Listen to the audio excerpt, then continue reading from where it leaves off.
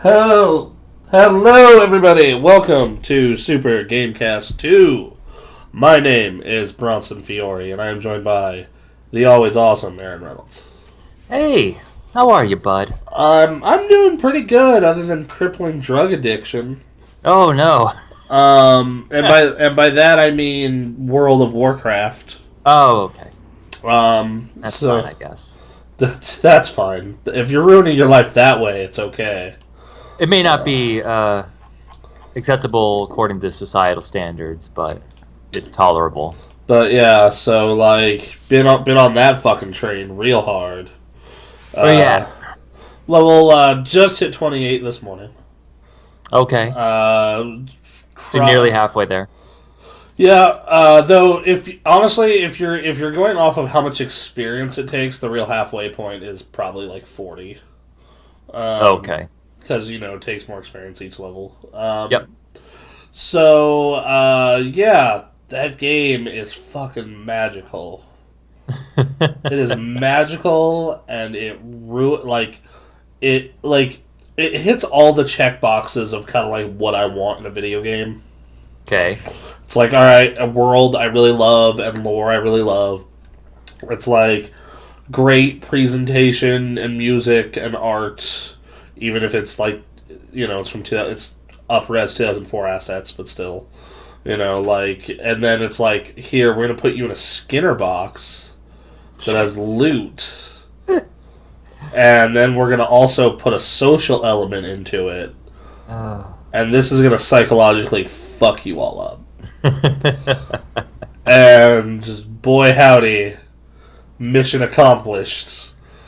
Yeah. It's very interesting because, like, just hearing the way you were talking about it before the podcast started, as someone who fell off WoW in the early levels, and as someone who's only gotten up to 34 now in Final Fantasy 14, I find your interactions with having to make money interesting, and how your addiction remains very strong with that going on. Yeah, well, it's because like the whole game is a struggle. Like it's that's they put that on the box. Like, it's a struggle, and you're like, oh yes. like the whole game is a struggle, but like because of that, when you get upgrades, it feels 1,000 times better. Okay. Because like you notice every little power boost. Those endorphins hit harder. Yeah, they do. Okay. And now I gotta just talk to Jared and everyone and be like, all right, so I know we've been playing online, but if you guys bring your computers over to my house, will you be more efficient about this? Well, we'll put on some music. We'll get some food. Yep, I'll walk you guys through the fastest leveling paths. Help you grind out so you can catch up to me. That actually sounds like a lot of fun. It does, actually. Yeah. For my birthday, it looks like we're doing Rock Band this year. Oh, okay. Sure. Yeah.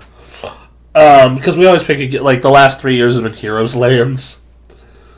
And I'm like, I love Hero. Like, Heroes is still super fun, and they just put out a new character, but I'm just like, I kind of want to mix it up. Let's do Rock Band. We haven't done Rock Band in like 4 years.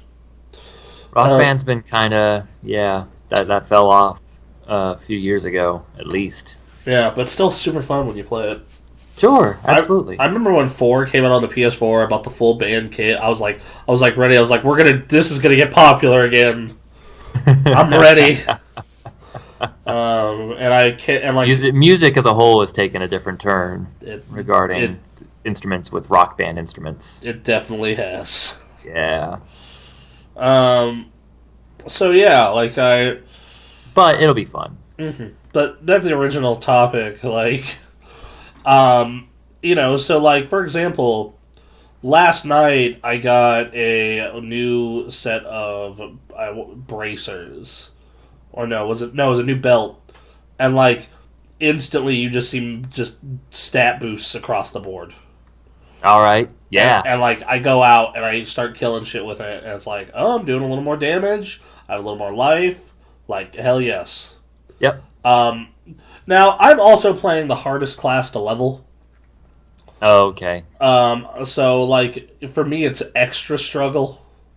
Yeah, no kidding. Yeah, because all right, every other class gets a pet to help fend off fucking damage, or an escape, like rogue sprint or Yep. vanish, or a self heal. I don't get any of that Okay. shit. I don't. I get I get I get an escape at level like 25 or 24, Oh, and damn. it has like a 4 minute cooldown. So it's like it's and also and I have to be far enough into a fight to have enough rage to use it because my abilities run on rage, which means I need to do damage to use my abilities.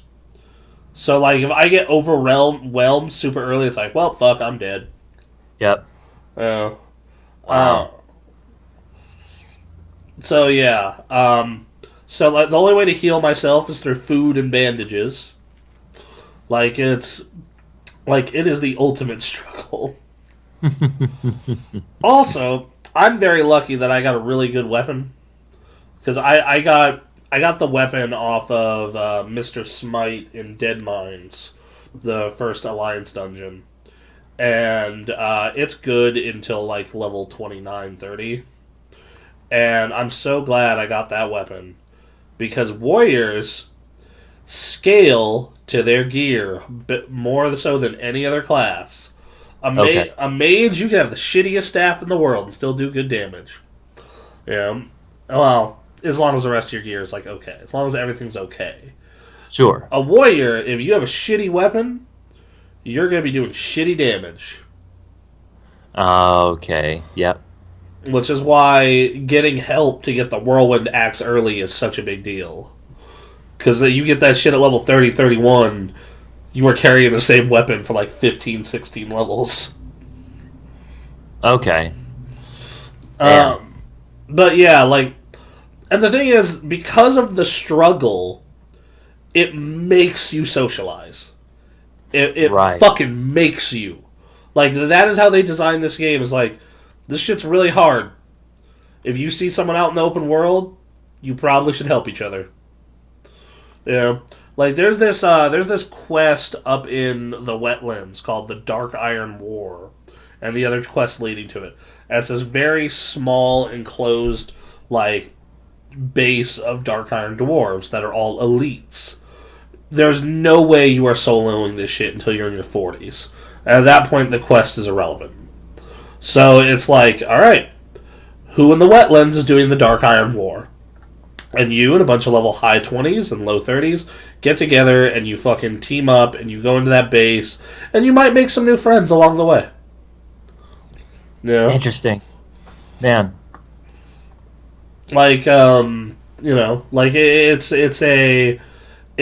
such a different experience from modern MMOs.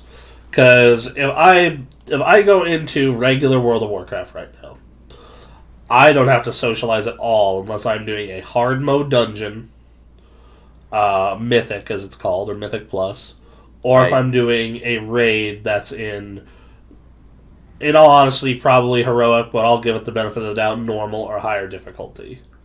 Okay. I don't need to socialize at all. Period. Like when leveling is just it is a roller coaster. It's a theme park. It's like Yeah. it's like here, see this cool story stuff. Do this really like you're not gonna die at all during questing. Don't worry about it. Like you might die once or twice, but nothing serious. During the entire leveling experience. Versus this, where like the leveling experience, like classic is not just a rush to end game. Like leveling Right. is part of the game. Like the problem with Final Fantasy and most MMOs that are current are just like rush to end game as fast as fucking possible. Yeah. And then like, all right, this is what your end game is. You're gonna farm your weeklies, and like it's a different Skinner box. It's a Skinner box. It's a different Skinner box, and Yeah. you can still be social with it, but but it doesn't feel like a world. It feels like a game. Right. Which part of the reason that World of Warcraft Classic feels like a world. That There are so many spells in that. Like in current World of Warcraft, they got rid of almost all flavor spells, which are spells that aren't particularly useless 90% of the time, but like one time out of 100 they do something cool. Oh, okay. Stuff like that, or like you know, what's another one that comes to mind? Like, and the fact that in Final Fantasy, everything in the world has a purpose. In Guild Wars, same thing. In current WoW, same thing. And World of Warcraft Classic, it's just like, yeah, this is a fucking desert. It's a fucking desert. There's a dungeon here. Yep. Because there's these troll people trying to raise an old god. And then there's one outpost with a couple of quests for it. But otherwise, it's a fucking desert. It's empty. There's giant bugs out here. That's all. You want to grind giant bugs? Go for it. Yep. So yeah, that's definitely part of it. And then just like in current WoW, current Final Fantasy, you can just go do the raids in most cases. In Classic WoW, you have attunements, which means you typically have to go on a lengthy quest chain before you can even get into the fucking raid. Oh God. Now, granted, once you do that quest chain, it's easy to get in the raid every week. Like, it's fine. Okay. But, like, you need to do a lengthy quest chain before you have access to it. And then, combine that with, for example, the first raid of Classic WoW's Molten Core. And to summon the last boss, you need to have someone in your group have a high enough reputation with the Hydraxian warlords so you can... he's a Fire Lord, by the way. That's the last boss of the raid. Is the Lord of Fire. You have to be able to douse all the runes, so then you can summon him. Okay. So, like, someone has to go on this long-ass quest chain to go be able to, alright, I can douse the runes now. Yeah, like, it's just... I don't know, man. Just... It seems cool. Like, it's... Got you in. It feels like someone, like, took a Skinner box and... Or took D&D and made it into, like, half a Skinner box. And it's got me hooked real fucking bad. So, what are you up to now? What are you doing in your daily World of Warcrafting the last few days? So, like I said, I hit 28. That process was, I did a bunch of quests, a lot of group quests. Lots and lots of group quests. And then I tried to get a bunch of quests done out in Ashenvale, but kept running into Horde and just kept turning into PvP. Great. And I've learned something. You go gank that lobby. That same pain someone inflicted on you, you go inflict it on someone else. I've noticed that, like, in little things I've seen on Reddit regarding WoW Classic, and, like, man, it's savage out there. It can be. Like, sometimes I'll run by people and just wave and go do my shit, but, like, I have been ganked enough at this point when just trying to get shit done that's like, no, you're 8 levels below me? Someone did this to me, I'm doing it to you. Yeah. Yeah, but I also, like, that's another part of the world where, like, you'll see in general chat being like, yo, level 30 Horde hanging out near, like, the cross, like, the road leading to Arathi, watch your shit. You know? Mm-hmm. Like, you'll see stuff like that. It's just like, oh, God.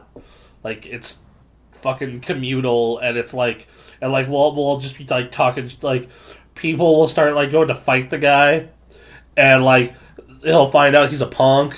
Like, yeah, he's, like, 4 levels higher than everyone, but everyone's killing him. And then everyone will just be talking shit about him in general chats. Oh, man. It's just like, wow, this guy's a punk. What an interesting... The WoW Classic community, was it like this in the beginning? It's more mature now. It definitely is. Because, man, I remember, like, regular WoW back in the day was savage. Like, that was a savage land. It's like if Newgrounds went and played a video game. Oh, right, yep. Yeah, like... That's basically what it was. Yeah, I mean, yeah. Well, it was the whole internet went to go play a video game.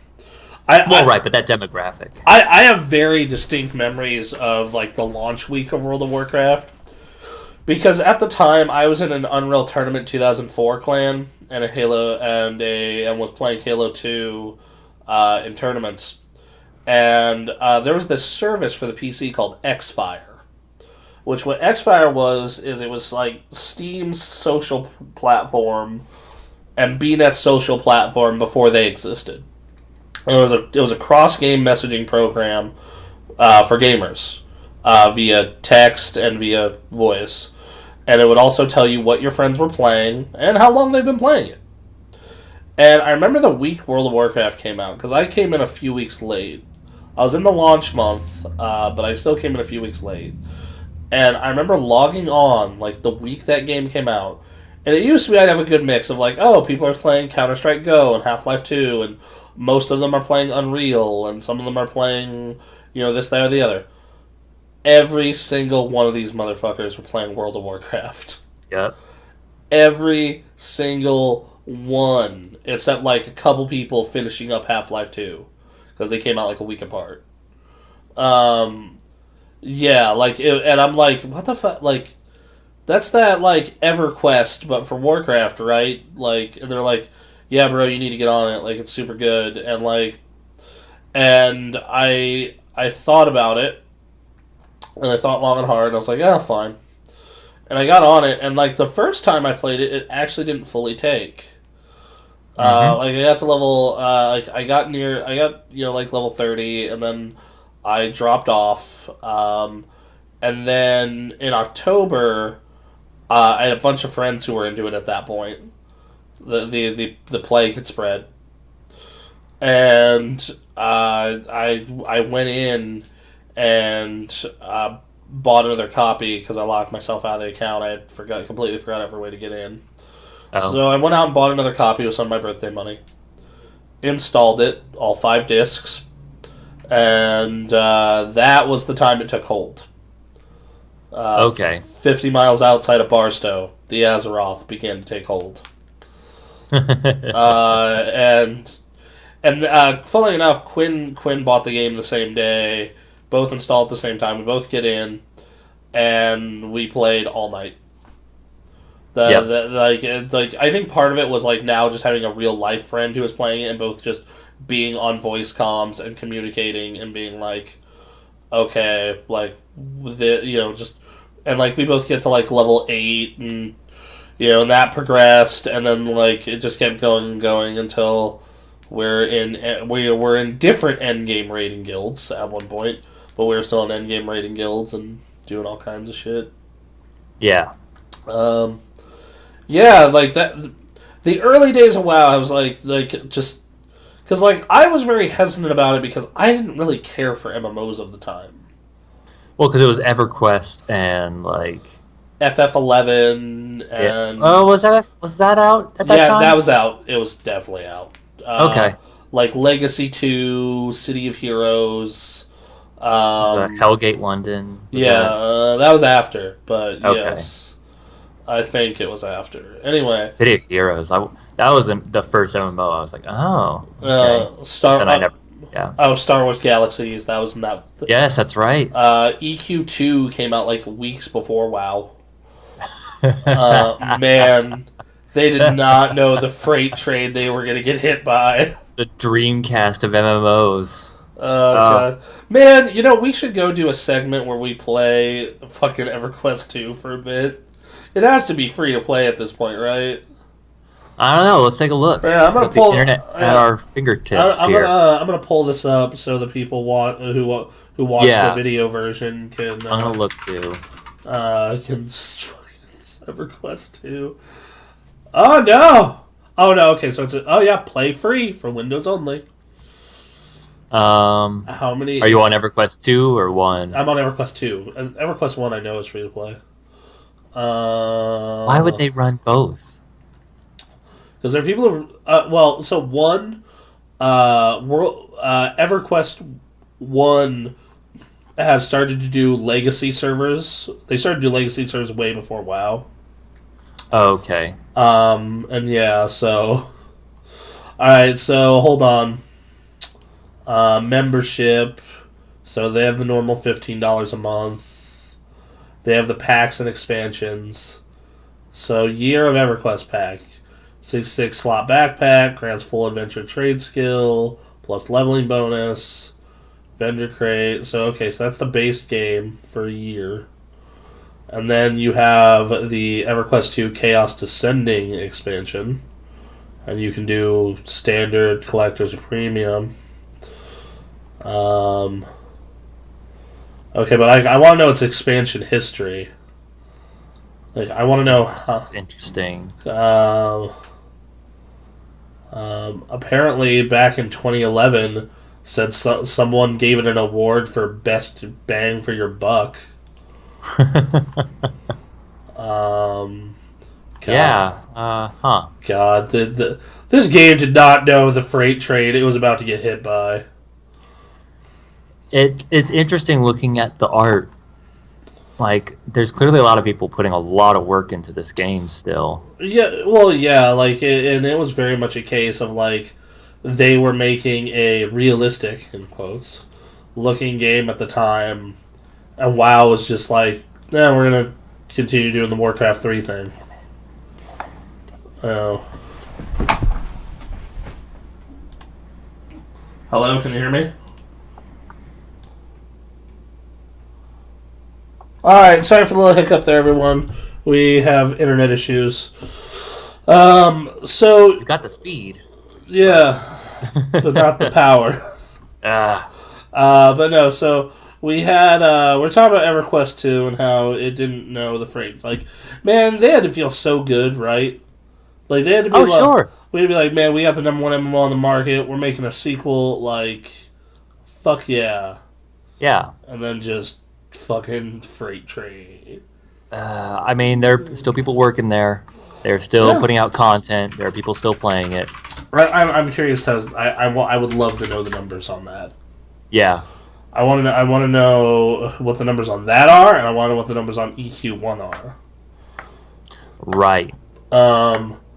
Okay, so they did these things called adventure packs, which I guess were like, are meant to be smaller mini expansions, which were more affordable. So they have had 4 adventure packs, a feature expansion, and then 1, 2, 3, 4, 5, 6, 7, 8, 9, 10, 11, 12, 13, 14 expansions. Wow. That is a... GameSpot at the time gave it a 7.8 out of 10. Okay. Which I'll pull that up now. I'm very curious to see... Because the same guy who reviewed that reviewed WoW and gave it a 9.5. Oh, really? All right, yeah. Yeah, so okay. I'm very curious to see what they had to say about that back in the olden days of 2004. Yes. Okay, so EverQuest 2, reviewed by a Mr. Greg Kasavan. The headline is EverQuest 2 can be a fun and addictive online experience that offers a lot to new and experienced players alike. And then you scroll down. Ooh, there are parts of this that do look dated. Ooh, there's so much. Alright, so the good. Impressive presentation. Wide assortment of characters and races. Lots of quests, and initially significant amount of content to explore. Resource hog. Poor performance even on fast machines. Okay, that's not really a problem today. No player versus player. Fairly conventional. Get ready for the online RPG grind. EverQuest 2 is clearly the product of an experienced committee of online RPG players and designers. It addresses many of the issues that arose during the course of the original EQ's lifetime, though on a feature-for-feature basis, many of these solutions have previously appeared in similar games. As such, this game is yet another marginal step forward for the genre, insofar as in many ways slicker and easier to get into than most of its predecessors. Yet the question of whether it's worth your while is ultimately going to be a personal one, as this is a still time-consuming game that fundamentally delivers the same sort of thing that the genre has been providing since EverQuest fired up in 1999.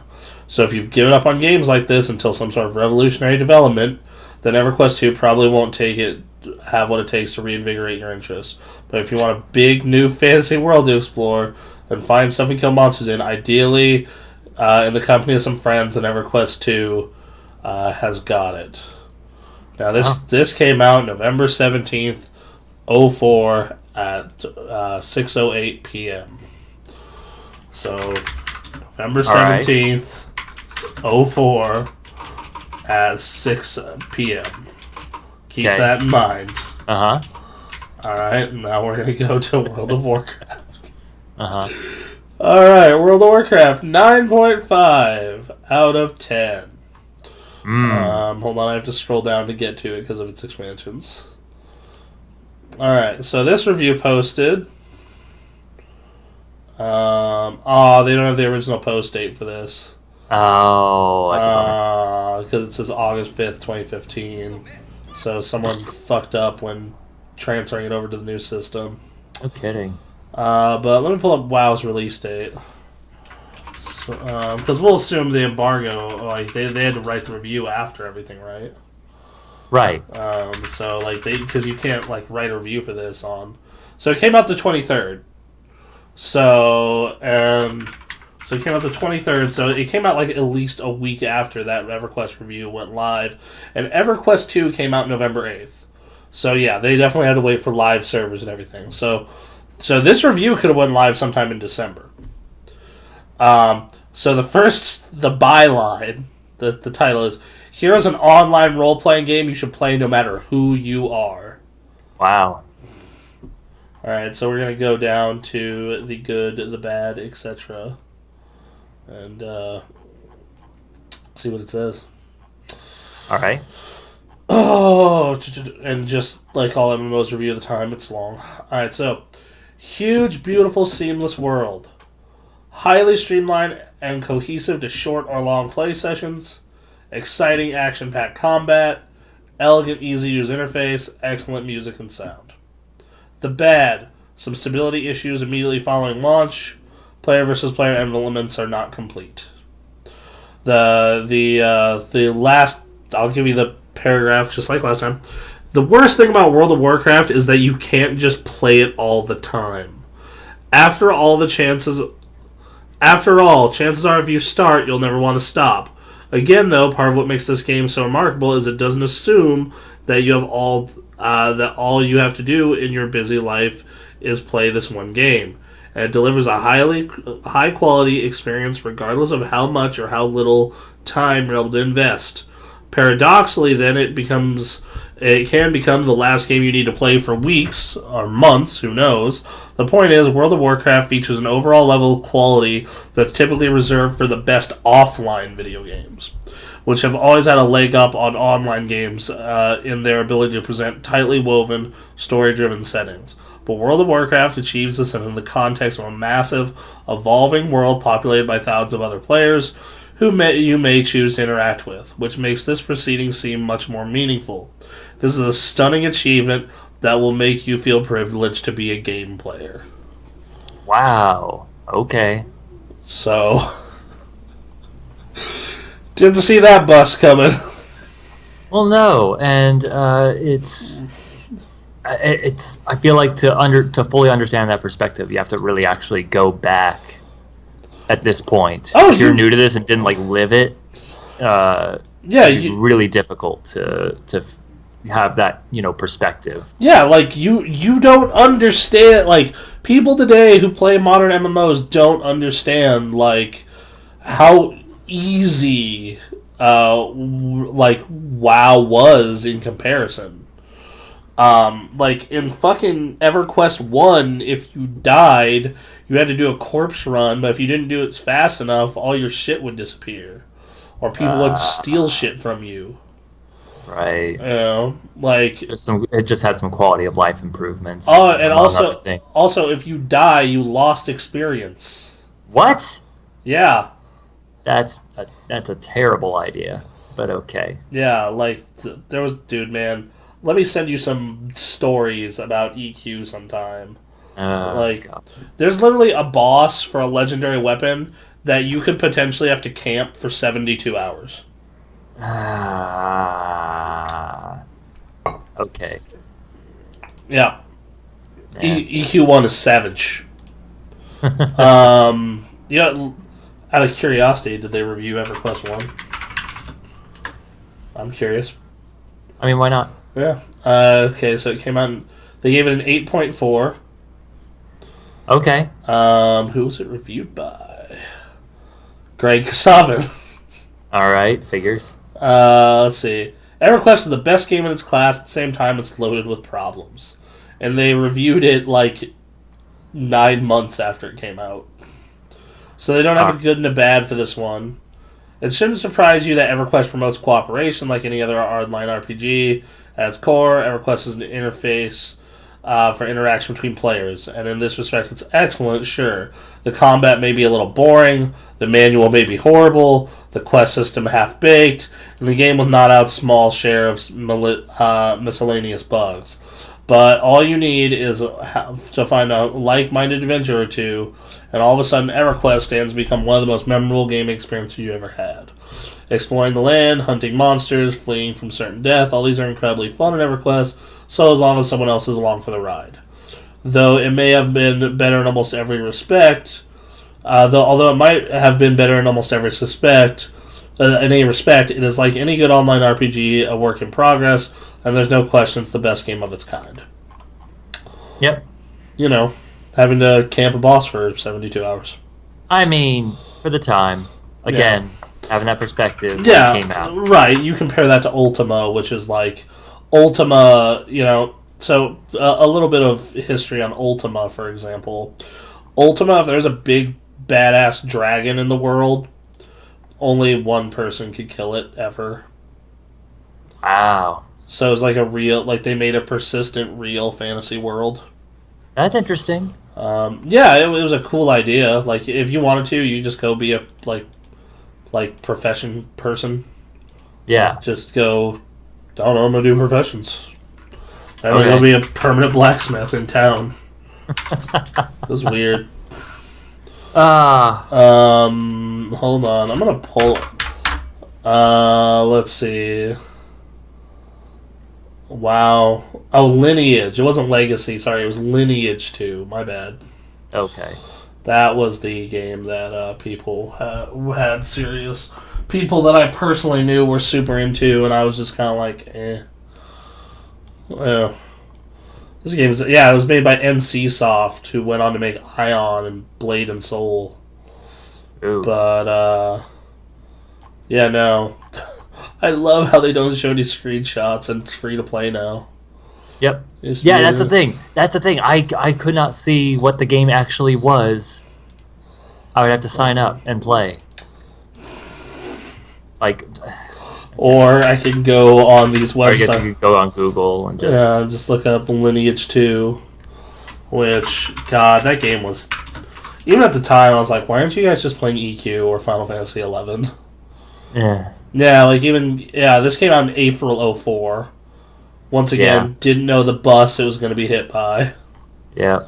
And then the last MMO that stood out at that time was Final Fantasy 11. Which... that'd be XI. Yeah. Okay, so it came out a full 13 months before WoW. Final Fantasy 11. Okay. They made a 360 version of that game. Yeah, they did.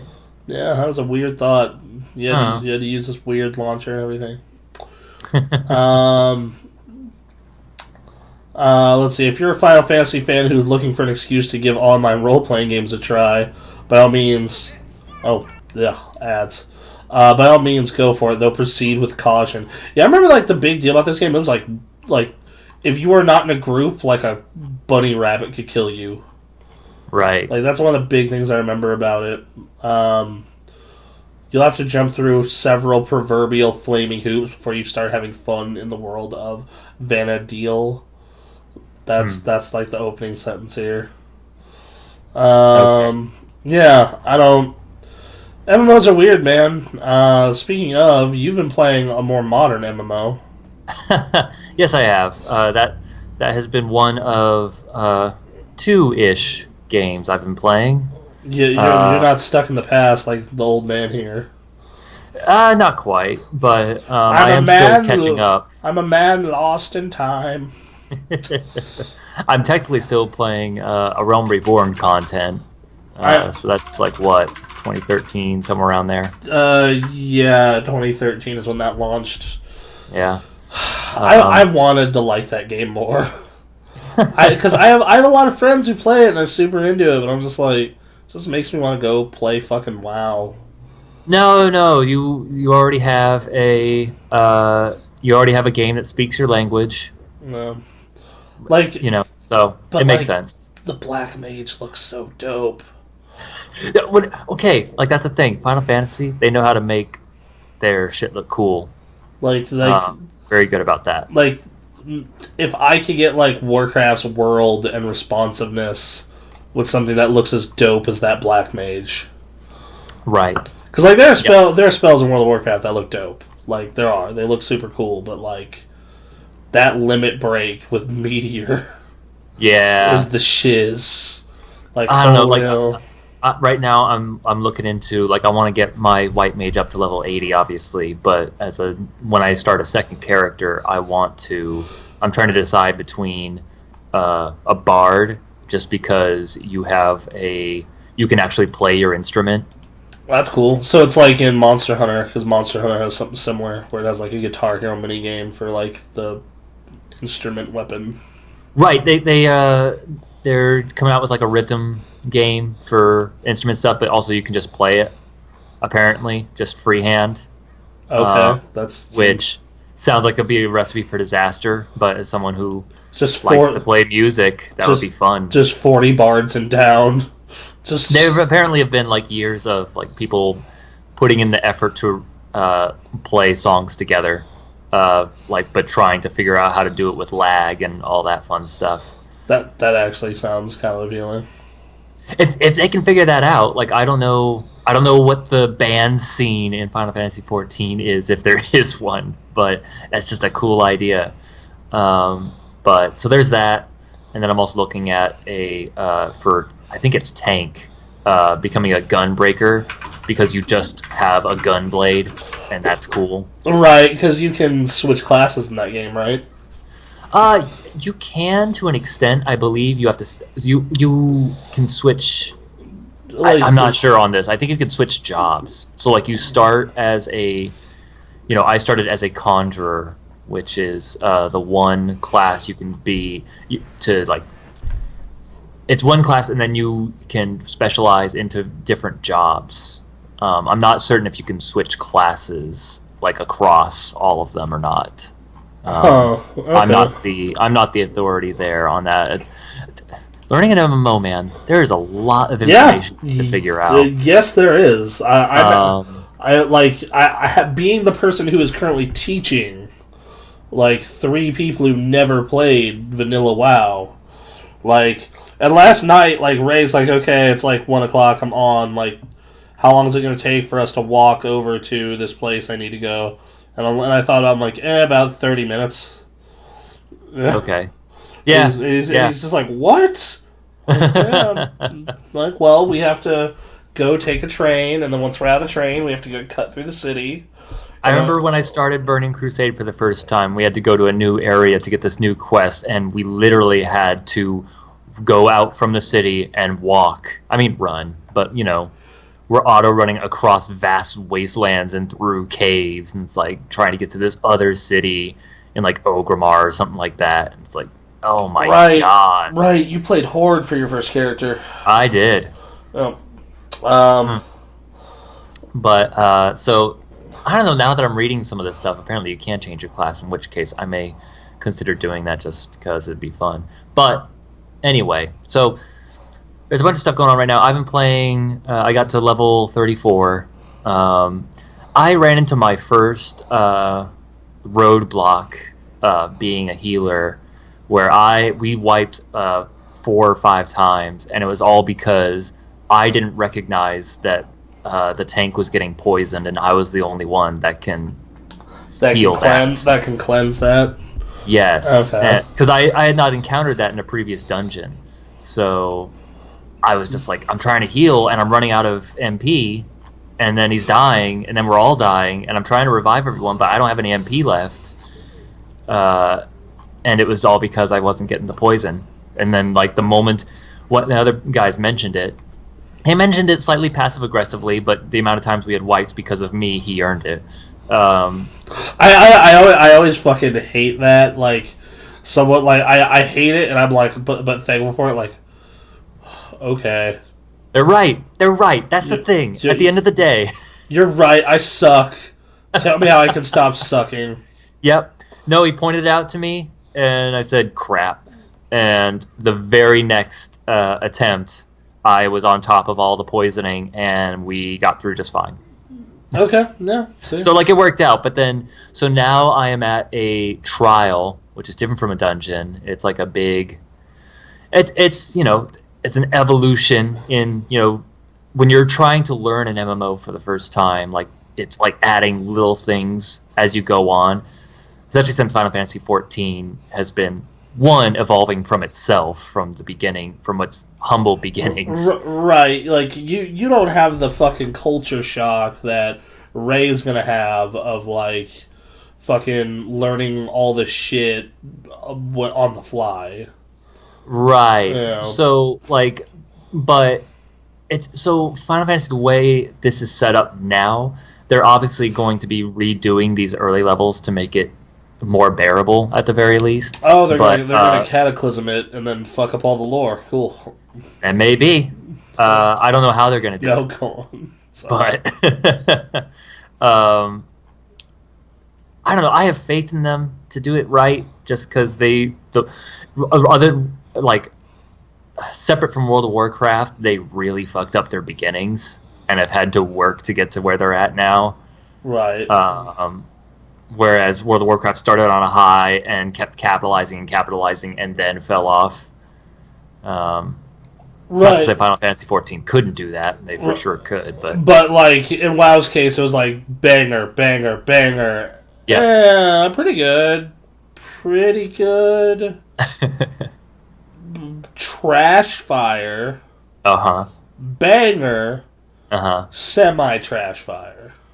Okay. Yeah. So, great. Like, and like, here's the thing. Like, quite honestly, once Lich King wrapped up, those motherfuckers were doing the world's longest victory lap. Right. Like, at that point, they were what? They were... Lich King ends... At that point, they're 6 years in when that expansion ended. Like, they don't got shit to prove. They're like... Yeah. Like, we made the best one. Right. Get fucked. And... Like, Cataclysm was a weird expansion because it was, like, it needed to happen. Like, they needed to modernize the old world. And the first half of that expansion was really difficult and interesting. It was the last patch that shit the bed, and the fact that we were stuck on the last patch for a year. And then, the real problem is that Cataclysm content that changed the old vanilla world makes it so the story is completely out of order now. So you do Cataclysm content, and then you go do Burning Crusade. You go back in time to do Burning Crusade and Lich King, and then you warp back to Cataclysm, and then everything's in order again. Okay. It'll do, so it'll do Pandaria, Draenor, Legion, BFA. Oh, damn. So, like, if you choose not to take the boost, which, I'll be honest, most people just take the boost and play the new expansion. Yeah. But, like, let's say you level a character fresh. You're going to be in Cataclysm, and you're like, oh, this story's cool. And then you're going to get teleported to Burning Crusade and be like, who the fuck is Illidan? Yep. And then you're going to go to Lich King, and you're like, who the fuck is Lich King? Yep. What happened to Deathwing? And then you're going to warp back, and Deathwing's everywhere, and you'll be like, what the fuck is happening? And then everything's going to play out in order from there, but it's just like, for your first 85 levels, it creates this really fucked experience. Or no, so they implemented something in WoW now called level scaling, where, like, now if I'm like a level 120 and you're like a 105 or like a 112, I can still go run the dungeon with you, and it'll scale to both our levels. Okay. Same thing with that. Like zones do that now, where like the creatures in the zone will level up to what's appropriate for an area with a cap on it. So like Westfall is like 1 to 20, and then like so like the Cataclysm, but like it still has the problem of like all the Cataclysm content is still 1 to 60. Oh. And then like now it even creates another problem because Burning Crusade and Lich King are now just 61 to 80. Right. So now you can go straight to Northrend and then travel back in time to Burning Crusade to fuck yourself up even further. Like I guess that's the good part about Final Fantasy XIV story progression. But like on the other side of that, it's like I cannot fucking imagine making a second character in Final Fantasy XIV. Really? Yeah, like having to go through that story again. Yeah, see, that's the thing, and they say they're going to work on it. I don't know what that means. They haven't really, as far as I can tell, have said too much on that. I'm gonna reinstall like original WoW, like not like retail WoW sometime, and like try and go through the process of like, oh, what's it like to make a fresh character in this shit now? That's a YouTube series. Now that WoW Classic has happened, if you like leveled all the way, if you level capped in WoW Classic and then said, all right, let me assess current WoW from this perspective. Right. What would that be like? There's something there. By the way, man, we really are going to have to, like, if this shit keeps up, we are really going to have to make a second podcast about MMOs. Yeah, I know. If this keeps up, yeah. We've taken like the first hour. Which is likely to happen, in all honesty, because I don't see, from what you've told me, I don't see you stopping with 14. I bought it. Oh. We're that far. You're committed. I'm committed now. You have the sub now. You are paying money each month. I purchased a Logitech mouse that has 11 buttons on it. Oh, this goes deep. Because I'm tired of trying to reach for Control 5 to hit repose. Oh, this warms my heart.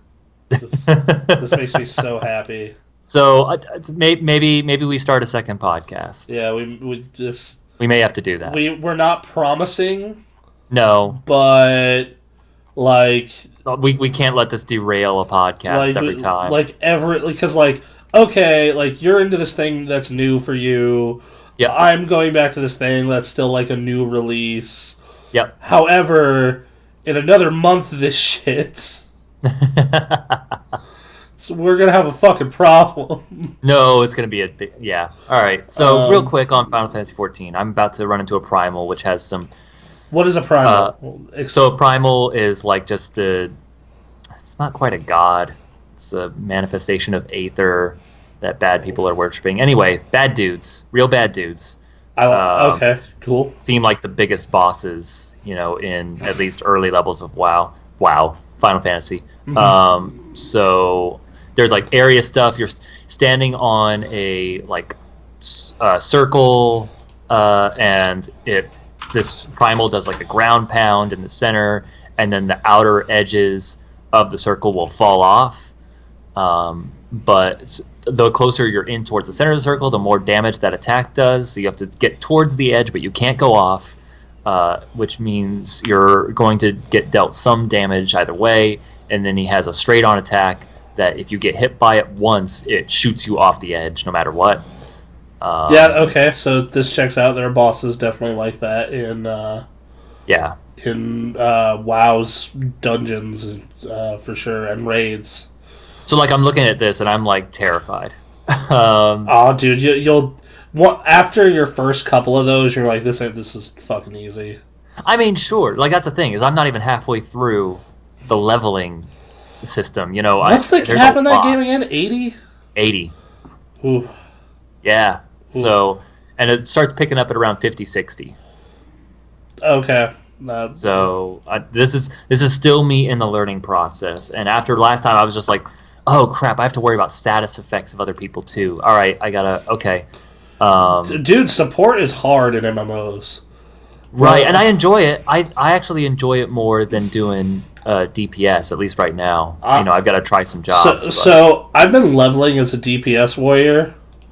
Well, Mhm. tried to, except that like there's such a shortage of tanks because No one wants people. to do it. Well, not only that, but people like will start warriors, right? By the Yeah. way, I'm writing the Final Fantasy 14 benchmark for everyone while we're doing this.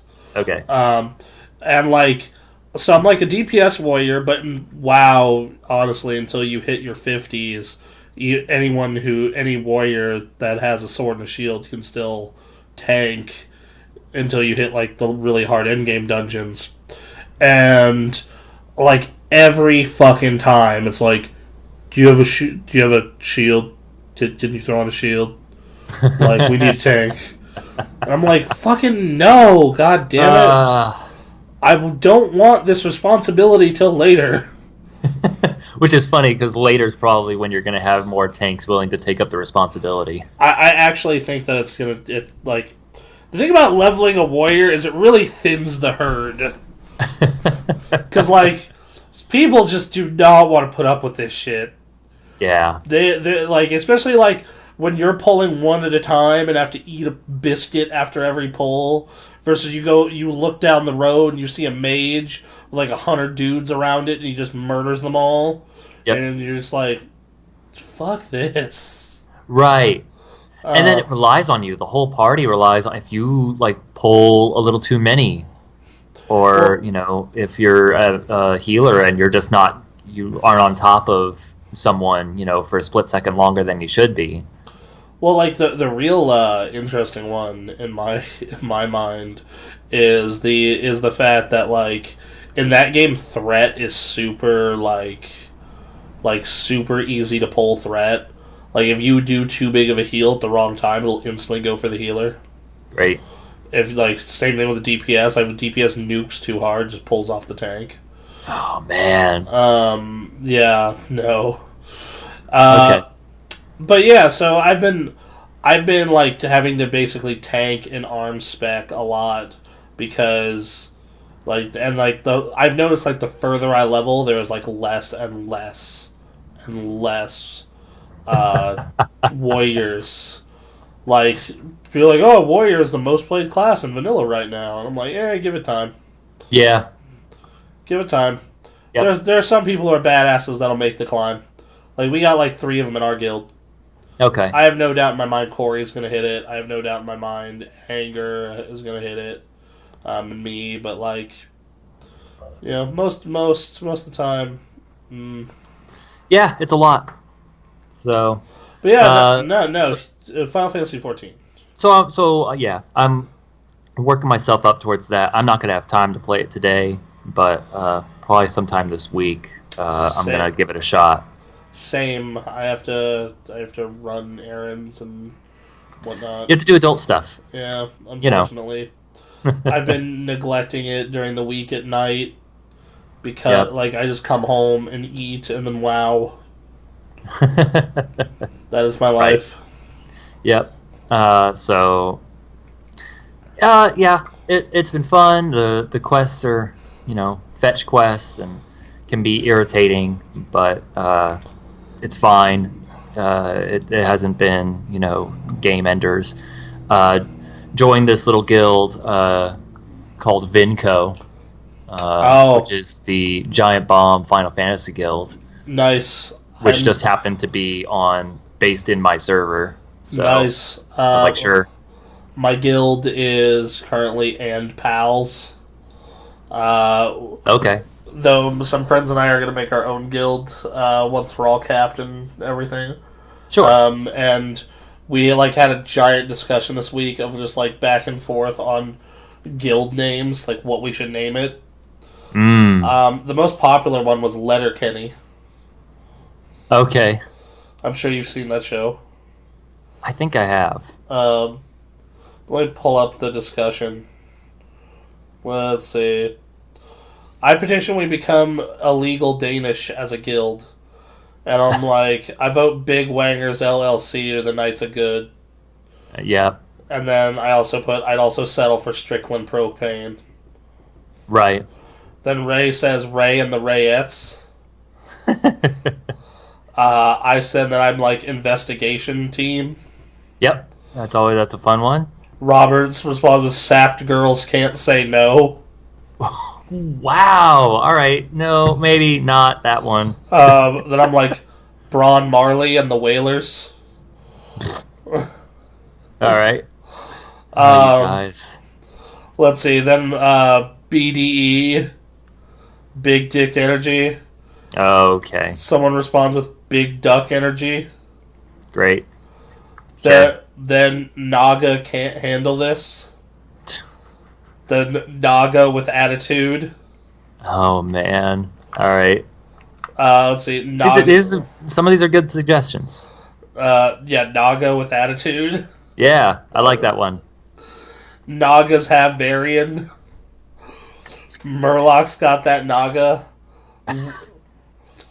We are Murloc. All right. Murlocos Tacos. Good lord. The Beatles. The Implications. Okay. Allegedly. And then finally Letterkenny. Yeah. These are good suggestions. Most of them. This is just like a 2-hour discussion that we're having in the middle of our work day. No one's like... Because we all work in offices in varying degrees. I'm technically not supposed to have my phone out, but, you know. Come on. I sneak it. Like anyone in an office job. Yeah. I don't know why companies do that. Like, it's the excuse at our company, the first excuse is, like, it's for security risks. It's like, yeah, man, like, I can't just write all this shit on a notepad and take it with me. Yep. But alright. Whatever you say, Chief. And then the other reason is, like, customer satisfaction and whatnot. So... Yeah. No, I get it, but it's not going to stop anyone. Doesn't stop shit. Nope. I see so many people on their phones all the time. Yep. So, But, let's see. So, two things I want to say is, one, before we end our MMO hour, one thing I want to say is I just looked up a little more, and I do think you can change classes, but that I find that interesting because they have this system where they have classes and then they have jobs. So, you start out as a conjurer or an archer or a rogue or a lancer, but then you go into level 30 and you become eligible to take a job, which is the actual class you become in later games. Right, okay, so yeah, like that I know. Like, it's a weird system that I don't quite get the purpose of. I don't either, because I was like playing a Thura mage, which I was like, okay, well, I'm going to be a black mage, so I know I know what I'm about. Yeah, it just feels like it's a weird way to start. I know me. Right. The other thing is they had a conference last night updating, showing off what was going to be in patch 5.1. Ooh, go on.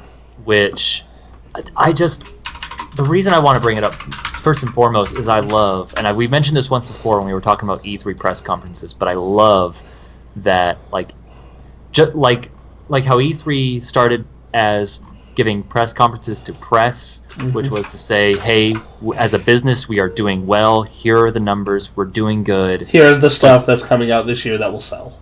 Yes, and like to help with investors or whatever else. And consumers became so invested in that, it ended up becoming like a pitch to consumers more than anything else.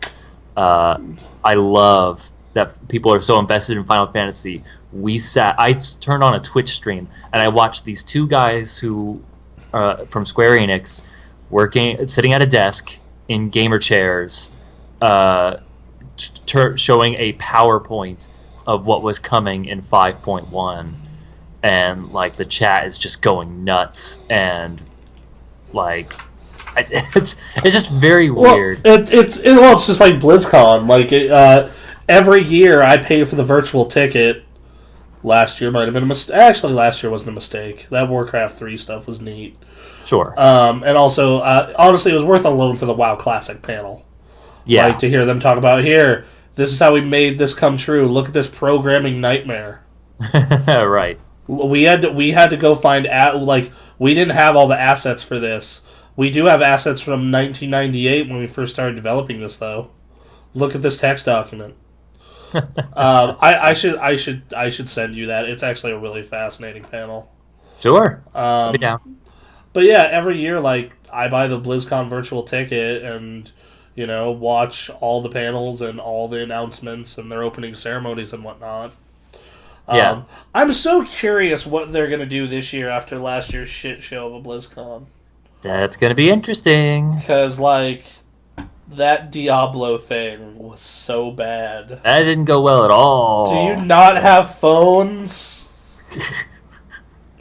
Like, I'm just like, dude, no. Like, the second I heard that, I just wanted to, like because the internet was going to destroy that guy. I was like, dude, no! Like, get out of there. Like, someone on their PR team heard that was like, what? Shit. Yeah, like...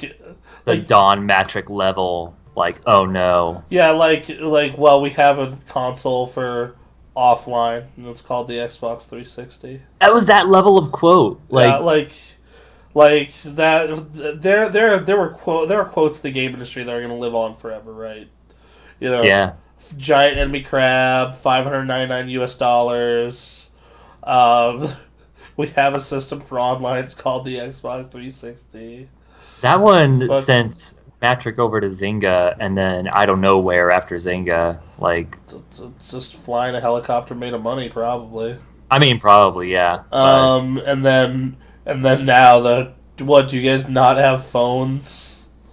It's like, no, we don't want this. Because, like, the thing is I did realize when I thought about it that, okay, Diablo fans win no matter what here, because either this phone game is actually being developed by Blizzard with this Chinese team, and it's going to turn out to be awesome, because Blizzard, everything they touch turns out to be pretty good.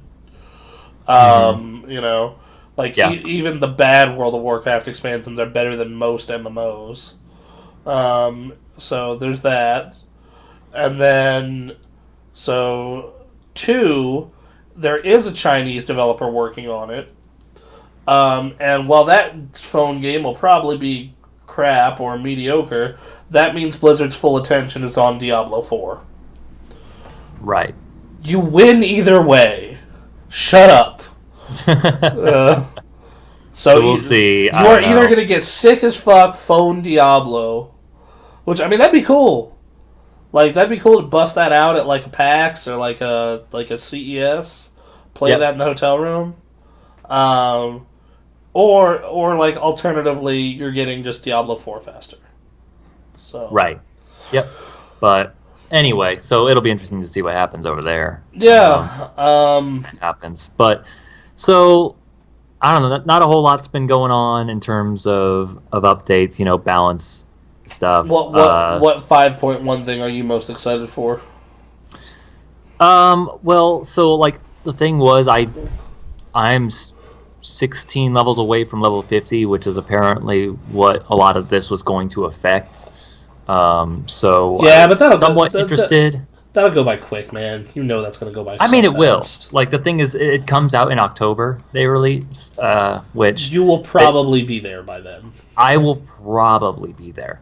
And especially since I joined this guild, which gives me, like, 10% more experience. Yep. Which will help. Man, retail WoW does that. Yeah. Like, okay. You get the guild experience boost. You stack that with the heirloom gear. I'm constantly resting in a sanctuary, so I get some resting XP. Make sure you rest at an inn. Yep. Get your rest XP. Doing that, yeah. No, like, I'll be there eventually. But like, when you're at 34 and it still feels far away, I was still like kind of watching this, like, okay, cool. Well, no, I feel that because like right now, excuse me, like right now I'm currently yeah, I'm like 28, right? But I know that like this is gonna fly by so fast. Like Right. I know that Yeah, so you've had that experience. yeah, because what's gonna happen is like I'm going to have like like I'm gonna have a week where I get off early a bunch of times, and Yep. then play a. And what am I gonna do with all that extra free time? I'm gonna play WoW, Right. and then Yeah. there we go. Um, so the biggest thing that I was interested in as a more casual player is they're introducing fellowships, which is a more. It's basically just a community thing. You can get up to 1,000 people. You join based on interests, Huh? and there's like a hundred. There's a little message board that basically looks like a Twitter timeline that shows the 100 most recent messages within this community. Um, and it's cross server, but not cross world, because Okay. there's 3 different data centers, and then there's servers in each of the. Anyway, um, so yeah, that's something I'm interested in. Because one thing one of my Final Fantasy friends was telling me was that it's cool that I found a guild, but I may, as I get bigger, want to join like a smaller group, more tight knit group. Right. Like I'm currently in one of the biggest guilds on my server, and like it's really awesome. But like I don't know. It The problem with me, the problem though, is like in vanilla, the raids, most of them are for 40 people. right, So that's a problem. Anyway, yeah. So it's nice, and I know that the people in my guild are chill, and Matthew Rory will jump in every once in a while, but have you got to talk to Roy? no, I haven't seen him on or anything. I've only joined within the last couple days. Gotcha. But also Danny O'Dwyer's in it. That So checks out. He's also yeah, playing WoW Classic, so how does that man have time? dude, I need to find these like time management like gurus and be Yeah. like, how the fuck are you doing this? So then, but the thing is, like, yeah, I'm gonna get to higher levels, and maybe I can join some of those. But 40 man groups out of 500, and a cap that's possibly increasing. I don't know. So It'd be cool to have a giant bomb community, like a community chat to hang out casually with people, but not necessarily be part of the guild. we could totally make a Gamecast guild. Yeah. Yeah, so if you people are interested, let us know. um, Um, so there was that. They've been doing some near cross yeah, content. I was gonna say I pulled up the notes, so we're getting a new level 80 dungeon, the Yep. Grand Cosmos. Yeah. New alliance raid from the creator of Nier. Yep. Blue Mage's cap will increase to 60. New jobs. Yep. PvP will have significant adjustments. New Game Yep. Plus allows you to replay previously completed quests. Yeah, they added New Game Plus, which I thought was weird. Crafters and gatherers will be revamped to increase the ease of entry for new players by adjusting more complex systems. Fellowships, like you said, Gold Saucer. Performance will be updated. Will enable you to performance actions more easily. Game launcher will have a visual overhaul. Thank God, that's one of the ugliest launchers. New custom deliveries, pet display and party list, weapon rewards added for completing 51 through 59, 61 through 69, 71 through 79 dungeon. Yep. Bicolor gemstones increased to 1,000. New group pose features. Meals can be eaten while sitting. The Garo, Yeah, that was funny. the Garo collaboration ends with patch 5.1. Yeah. The biggest thing I saw that affected my friend was they were making gathering and crafting easier and better. Right on. But I don't see a reason to do that until like you're level capped and you're basically accomplished most of the things that you've set out to accomplish in that game beyond going into other classes. Right. So, Well, but yeah, that's what's going on. There's that game is still going strong and people are playing it and running around, and I'm still into it. So all right. I want I'm happy because you're gonna get into an MMO. Warms my heart. Took a good long while there, but I'm here. It's not the one I would have hoped for, but I'll take it. I know. But 13 years later, yep, it's happened. Yep, like I said, I'll take it. Mm-hmm. We can talk about MMO things. Yeah, we could generally understand each other. Yeah, that's what Panda and I do. It's like I've tried to get her to play WoW so bad.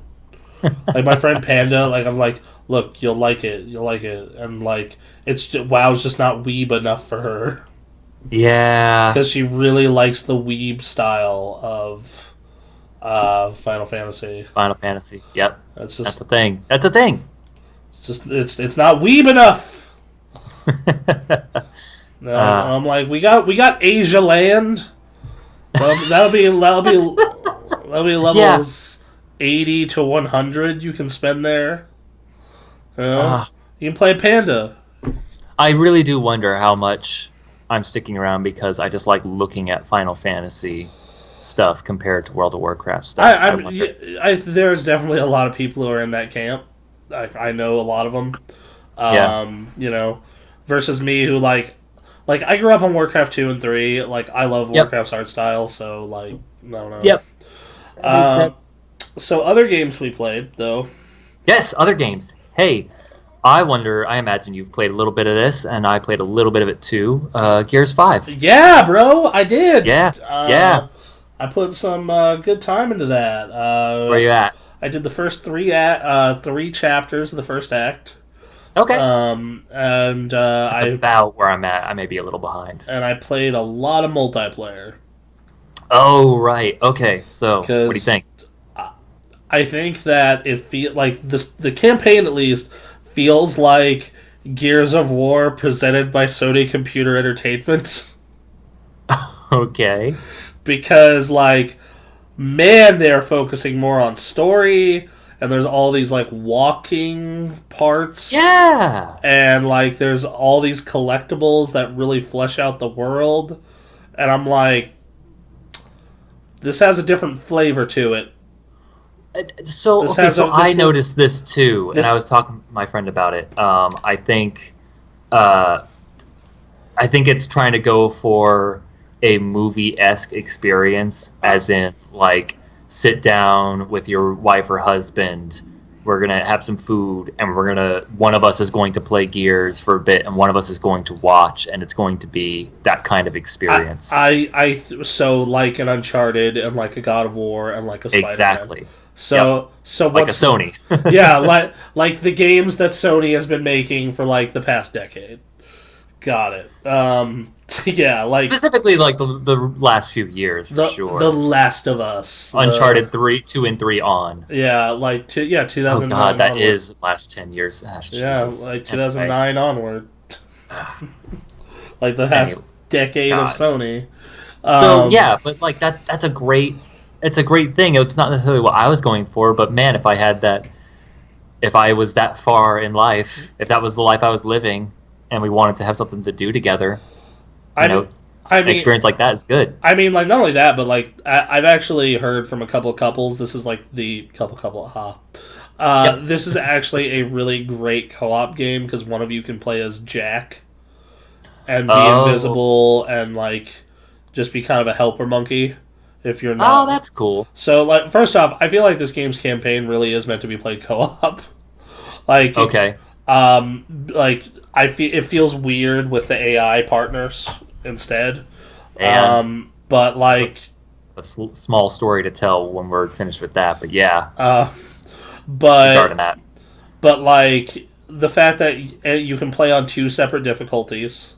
Yep. I can play on insane, you can play on intermediate or whatever, and so that's which has been a feature in Gears for a while for sure, but that lends to the co-op thing, and the fact that there's a third co-op person whose job is literally just helper monkey.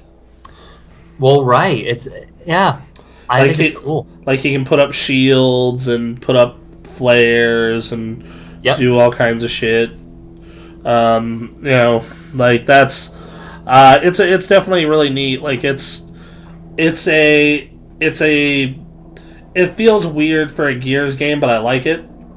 It is that's okay. So that's the feeling I've been getting is that it's weird, but I feel like there's totally a lot of people out there that this is made for. I also love Old Man Marcus. Yep. He is my favorite part of this, as he was my favorite part of 4. Sure. Like when you just when they go to see him in 4, and he's just in the chair, and he has the drink in one hand, and he's just sitting in the dark. He's like, "Hello, James." It's just I'm just God. Then you hear that voice. You're just they explain the situation, then they start hearing gunshots. I thought you weren't followed by the cog. It's so good. Yeah, about that. No, it's good. And then seeing Baird. Yeah, I accidentally invented a robot that understands sarcasm. Which, of course, it's Baird, so of course he would. Yeah. But yeah, it really feels like someone at the Coalition, that's the developer of this, went and said, okay, so the last game was a success. It was a great game. People loved it. How about, because critics and fans go ape shit for that Sony exclusive style of thing, where it's behind the back camera type thing, cinematic. How about we do that, but apply it to Gears? Yep. And it's been good. I liked it. I liked it a lot. I'm curious to see how I'll feel, at the end of it. But early on, it's nice. It was really jarring to see when you hit start game and you hear previously on Gears. Like, what? Yeah, that was a little weird. Phil, do you know? Well, I mean, yeah, no, it was great. No, I was thrilled for that. It was just the presentation was like, oh. That wasn't what I was signing up for, but that's fine. I did run into a couple of technical issues on the PC version. That's what I'm playing on. Okay. So I play all my shit at ridiculously high frame rates. Yeah. But the cutscenes, if you don't adjust them in the settings, they're locked to 30. Oh. And it caused massive amounts of screen tearing and stutter. Oh, man. Then I unlocked that shit and it was fine. But every now and then I'll get scan lines or I'll get screen tearing. It's a very rare, super, super rare, but it still happens. Okay. Yeah. I haven't noticed that too much, but I also don't necessarily have the eye for that. I just kind of I set the default settings as long as they're as high as they can go, and then right. I'll do whatever. But I haven't noticed that too much. As far as problems, technical problems with the games, I stopped playing. This is the story. I stopped playing yesterday because it was a stealth mission with robots all around. I don't know if you remember that part. No. Maybe that's Act 1, Chapter 4 or something. But there's a bunch of robots hanging out, and you have to fight them or stealth through them as much as you can until you end up having to fight them. Anyway, one caught me and just started beating the crap out of me, just fists, just on me, and I got knocked down, and I had to wait for my my helper guy, I forget his name, to come pick me up. And so this robot is just going to town on me while I'm on the ground, and my ally AI comes up right behind him, directly right behind him. I can see him, and he's just staring at me, and his mouth, he's just sitting still, and his mouth just moves. I'm coming. Hang on. Jesus. Hang on, buddy. And I'm like, and my timer's whittling down. It's like, dude, you could something. But I think it was because he was only designed to pick me up. He was not going to attack anyone else. So the robot just beat me until I was dead, and like he's still standing there in the like as it fades to black in my death. I'm hearing, "Hang on, I'm coming." And it's like, okay. I need to go. That sounds like Gears AI. Yeah. I definitely want to put more time into it. It's just like I got sidetracked by WoW and errands. That's straight up what happened. But I was glad to play it. The multiplayer is a fucking blast. Super tight controls, feels good. Like, yeah, like that is some good shit as far as the multiplayer is concerned. So I don't remember Gears 4 too much. Like, I don't know which weapons are new or not, but there were a couple of weapons that I was not familiar with. Great. There's a new pistol. Which one are you referring to as new? Specifically, the gun I was looking at is a shotgun that fires once when you pull the trigger and once when you release it. I believe that's new. Is that new? Because that's pretty cool. Yeah, that's new. I know, yeah, like, I knew the Buzzsaw was Gears 3 or 4. I know, like, the heavy weapons are, like, 4 in particular. Okay. So that's a good question. But, that's the thing, is that Gears' big thing is, making the guns feel good. It's like guns... When you shoot. Yep. Guns feel good, entertaining characters. There's a lot of fun stuff there. But anyway, the guns feel great. They're always big on, sound design when it comes to shooting and impacts and headshots. And now you're doing that on the mouse and you get that precision aim. Yeah. Like, and I'm not sure if you noticed this, but if you, like, aim for the head, you do more damage. Yes. Oh, yeah, God. Yeah, like, you aim for the... Like, that's with any gun. Even the Lancer, right. Like, you hit the head multiple times, and their head will explode. Gears, I feel like, has always been big on that. Because they especially make animations and sounds for when the head just comes clean off. It's beautiful, isn't it? I attribute it a lot to sound design. They just make it sound in such a way. It's like, oh, God. Yeah, okay. That pop with the sniper. The sniper headshot in like Gears 1 and probably onward from there has always been really good. I think I mentioned this last time, but I feel it's better than the Halo sniper headshot. I feel it's better than every Halo except for the anniversary edition of 2. Oh, interesting. That's the one, because that thing just like, it sounds like it's just taking like someone's whole torso off. Like, it sounds like if you had, like, shot by that gun, you would, like, just blow the limb off. Yep. So, I think that game is pretty cool so far. It's not, it hasn't been mind-blowing or anything, but it's been Gears, and the multiplayer sounds like it's really good. Yeah, and I heard their Left 4 Dead mode is interesting, and then Horde is Horde, so... Mm-hmm. We'll be checking all those out in the coming weeks, I'm sure. Yep. The other game I played, I didn't put much time in. I only got some puzzles done. But Catherine Full Body. Oh, that came out. Yeah, the Catherine with the third Catherine, or just Rin. Okay.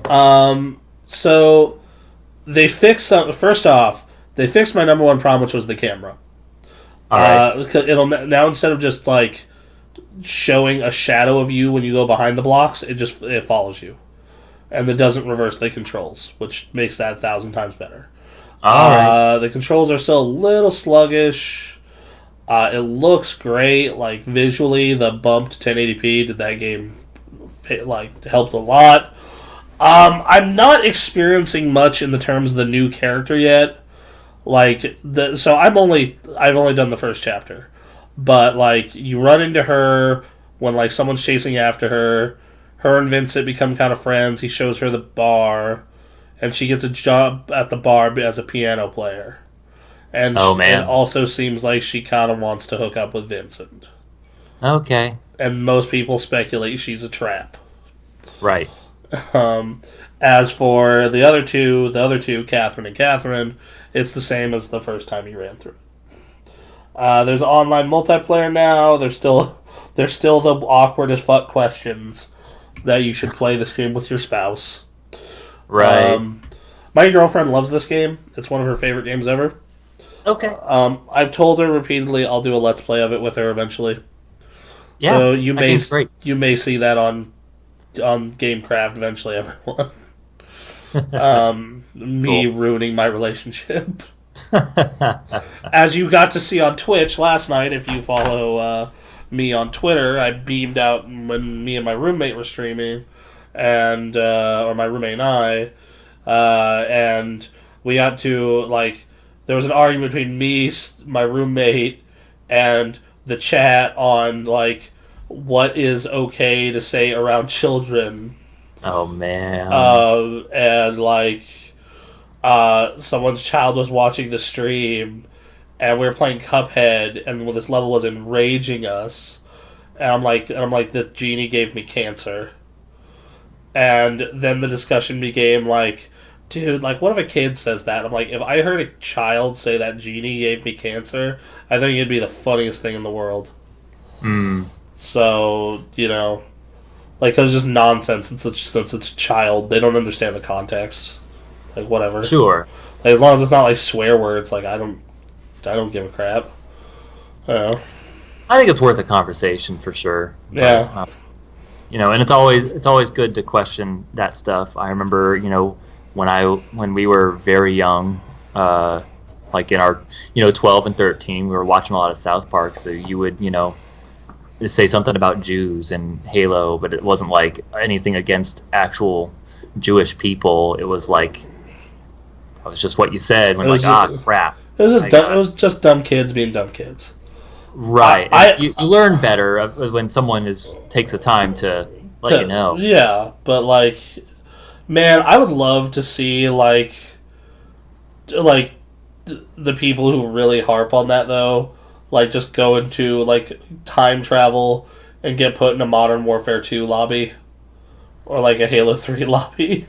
I mean, sure, no. And there's, like, worse stuff happening. Oh, yeah. Now. You know, not like it escalated in a big way. It did, for better or worse. Like, it used to be just, like, people just being assholes online, like, talking smack. And then now it's escalated to, like, just people bringing that shit into the real world.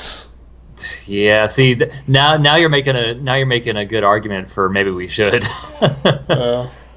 consider some things. I don't know, but it's your stream, Yeah, well, I mean, like, it was a good discussion to have. Yeah. No, we played Cuphead until we became enraged, and then tried out Banjo and Smash. There you go. Which I'll get to him in a minute, but I'll finish up Catherine. Catherine, full body. Like, if you've never played it, this is probably the version you should play. If you've already played it, I don't know yet.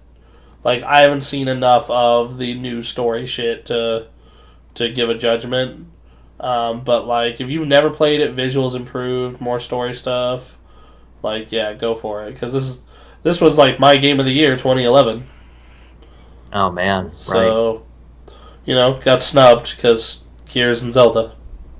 Right. But Portal 2 won, so God's work was done that day. Yeah. Yeah, Gears is great. Catherine's great. The last thing I put time into is they put out Banjo, as we said last week, and Smash. I put more time into him. He is a lot of fun. He's probably my favorite DLC character to play. Okay. Like, I don't like the hero because he's, like, you have to, like, plot stuff out, and I don't like all the RNG involved in him, even though I've been on the bad side of that RNG. Sure. Like, where, like, he just gets every good skill. And then Joker's fun, and, like, I like how quick he is, but, like, you have, like, almost no power until you summon your persona. Okay. So that leaves, so you have, like, no power to, so that leaves Banjo so far, and, like, he has a lot of tools in his kit. He has decent recovery. He has, like, some good ranged attacks. He hits like a train. And also, I find him hilarious. His side smash is he just whips Kazooie out of his backpack and uses him as a fucking bat. It's fucking Nice. hilarious. It's great. His downs like he's a fun character. Like he's a goofy cartoon character, and I like that. And I like that in Smash. We've gotten an anime swordsman and then an anime thief. So it's nice to see Banjo. And then in 2 months we get Terry fucking Bogard. Yep. Cry more, Smash community. Lord. Fucking cry more. We don't need to feed that anymore. That's Just let it go. no. Everyone just enjoy the characters being put in. They Get more. the fact that we're getting more after the season pass, that's gonna be nuts. That's cool. Like that. I can't wait. Minecraft Steve, Yeah, why not? Doom guy. Doom guy would be difficult. But Sora is apparently the number one request across United States and Europe, and in Japan it's Lloyd from Tales of Symphonia. interesting. And I'm sitting here being like, Beautiful Joe, Beautiful Joe. Beautiful Joe would be. I would main him in a second. Yeah, like, dude, could you imagine just like he and I already know his opener. Like, you know how they have that like 3-2-1. Yeah, like, yeah. He just like pop out in like his normal, and then Henshin a go go baby. Yeah. And just Strike that pose. yeah, All good. yeah, like Got all the taunts already set up. you know, like okay, you do like a slow power as a counter. Fast is like, you know, you use the speed one to do like quick hits. Like, there's so much you can do. Yep. And then, continuing on with this, is the fact that we need the Wonderful 101. Yeah, that's right. Yeah, the Wonder Red. That a giant fist. That'd be great. Sure. Make it like Pokemon Trainer. Make it red, blue, green. Green, Right. Green is a gun. Blue is a sword. Red is a fist. There you go. Yep. No, they don't. There's so much they can do. Oh yeah, no, but those are the ones I want. I'm not gonna get them, but those are what I want. Right. I wonder who I hope will. Oh, sorry. Go ahead. No, go ahead. Oh no, I was just thinking. I was just trying to think of like other heroes. I just want Smash to be like they just keep on updating and working on Smash Ultimate for years and years, and just make it like the assemble various characters of video games. The real good question is, what are they doing for the next one? Like, how do they top this? Yep. Where do they go? Because like at Brawl, you thought, how do they top this? And then you had a 4, and you're like, okay, I don't know where they're going from here. And then this thing has been just like, everyone is here. Right. We got Terry Bogard. We got Bayonetta. We got Cloud. We got... Yep. Yeah, I don't know. I'm also curious who's going to be the last DLC fighter of Season 1 is. That's going to be another... I hope it's someone crazy. Like, I hope it's something that'll get everyone just like, oh my god, that's awesome. Yeah. Or another Fire Emblem character, because it'd be funny. Alright, so that's been that. Did we play anything else? Put any time into anything? My birthday was a few days ago. Right, so happy birthday, Duder. I always Thank you. What is the exact date of it? Because the reason I didn't wish you one is because like I know it's sometime between like the 9th and the 12th. I don't advertise it very much, just because I don't know, it's another day at this point. But it was the 12th. So. Okay, so fuck. Yeah. I always associate it with Beatles Rock Band. That's right. Because it came out the day out prior. Yeah, that's right. For a couple days before. I remember that was Yeah. Anyway. when I was living there. Anyway, so my friend, Jerry, got me an 8-bit do SN30 Pro Plus controller, which is the SNES controller, but like a Pro controller. Okay, that's cool.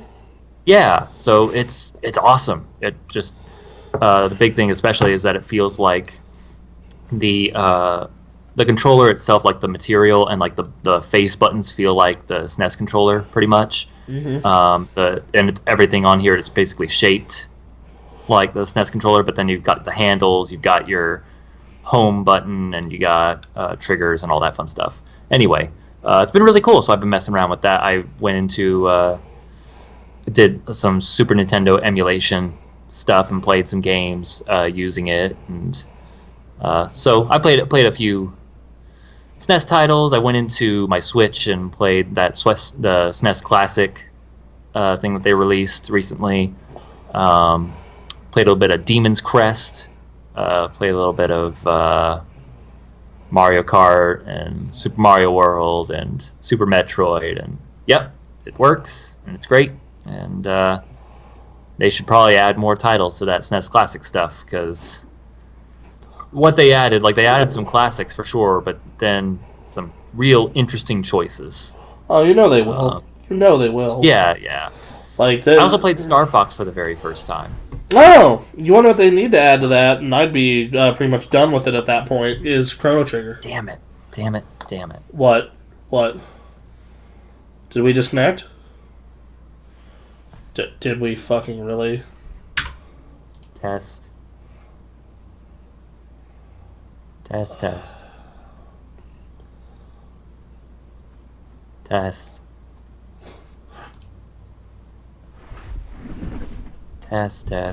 We'll be right back, everyone. Technical issues. Sorry.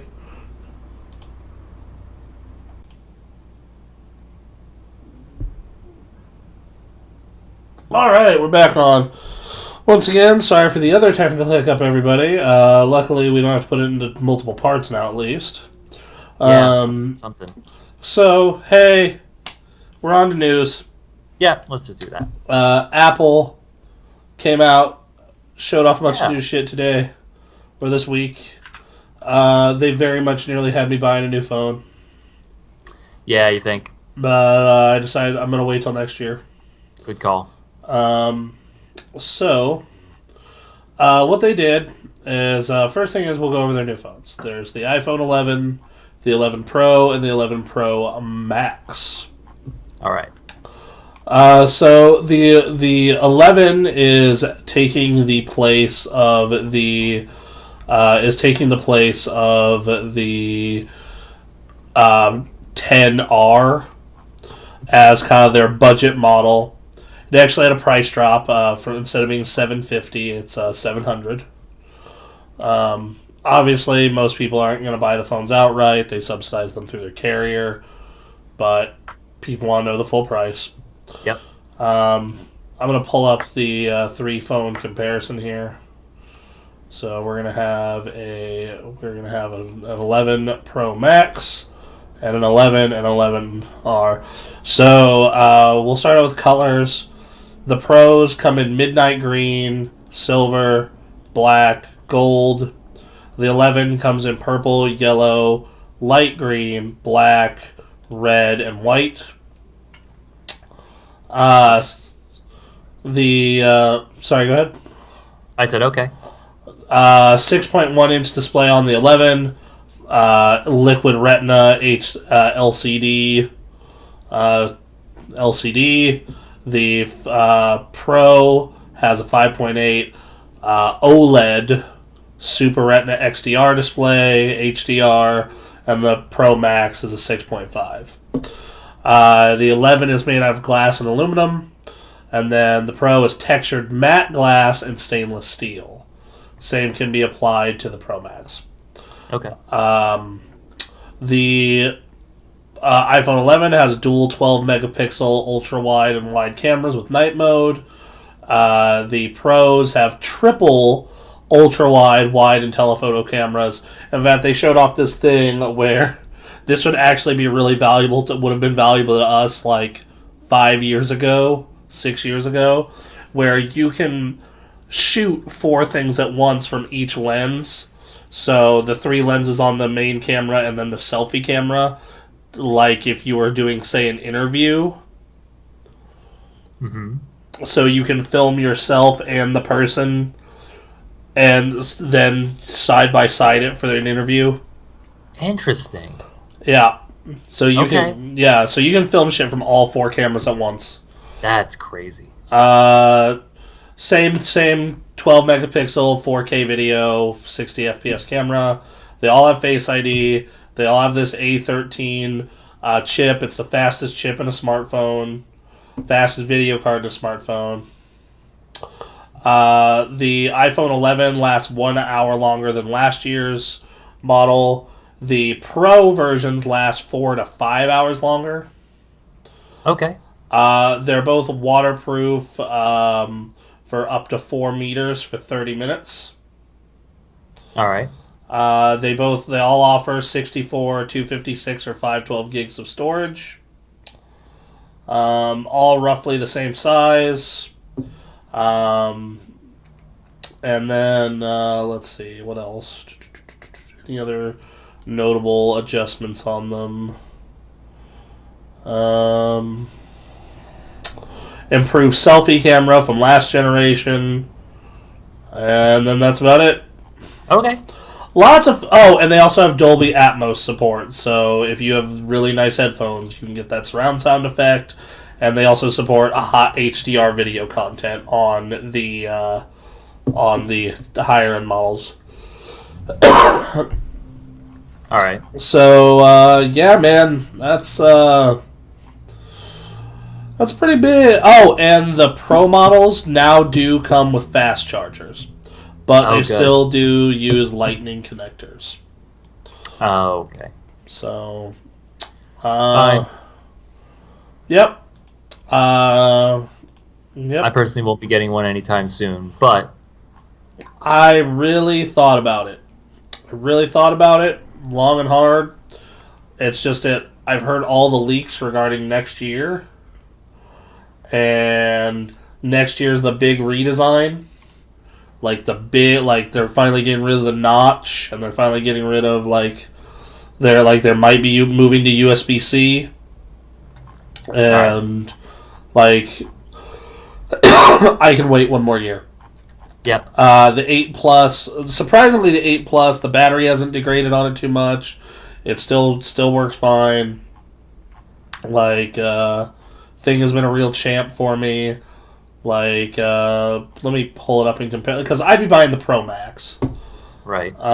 So in my case, I'd be getting a way better battery, better build quality, bigger screen, night mode photos, Face ID, a better selfie camera, better water resistance, way better screen, and about 5 hours extra battery life. So it sounds great. Yeah. So, and the thing that made me even consider it more was I went on AT&T's website, right? Mm-hmm. And they're like, hey, if you buy an iPhone 11 Pro Max, we will give you a regular iPhone 11 for free and a $300 gift card. What? Yep. So if I were to either buy it full retail price at $1,100, which I'm not going to do, because phone plans, and so this is basically what it is. I buy one. Also, I buy my phone, and they will give me $700, which that's the price of the regular 11. So I basically get it for free. On top of that, they would also give me a $300 reward Visa card. Wow. Yeah. Interesting. Okay. Well, so the whole thing is smartphone sales have been down the past 2 years. Sure. So they are trying to get you hard. Huh. And I can't blame them. Right. Because Like that, like they gotta move. I work in sales. You gotta move product. Yeah, no, I get how it is. It's just Um, smartphones have been just an established thing for so long. Like, I don't know, I don't know how other people are faring, but I've never been able to afford. I probably could have afforded, but I've never bought a phone over $200. well, so here's the thing though: is now you can't even buy the like. You have two options: installment plans or buying the phone outright. Right. And what the installment plan is, and this is what everyone does basically at this point, is okay. So I get the 256 gig because 64 is enough storage. So for me, it would cost me $42 a month to buy this iPhone Yeah. for the length of the contract. Um, and then so like let's say you got a 64 gig, it'd be like $37 a month Okay. over the course of 30 months. So Whew. uh, That's, I don't know. That still seems like a lot. I get it, especially if you're looking to if you need that new, phone. well, But like here's the thing: one, not many people buy flagships these days. sure. Like I do because I like future proofing a lot, and I also use my phone for a lot of shit that most people aren't. But like, let's say you go with the 11, like the regular 11, that's $23 a month. Right. And if you're willing to go to like last year's phone, like the 10R, it's 20. Okay. So it's like I don't know, man. It's one of those things where like you know it's like I use my phone enough. Like I use my phone a lot, like a Sure. lot. It's probably my second most important piece of technology I own. Yeah, I think same. Um, so I want that to be the best it can possibly be, and I am at a point in my life where $42 a month is not that big of a deal. Right. Yeah, that's fair. Especially if you're utilizing all the features that the latest comes with.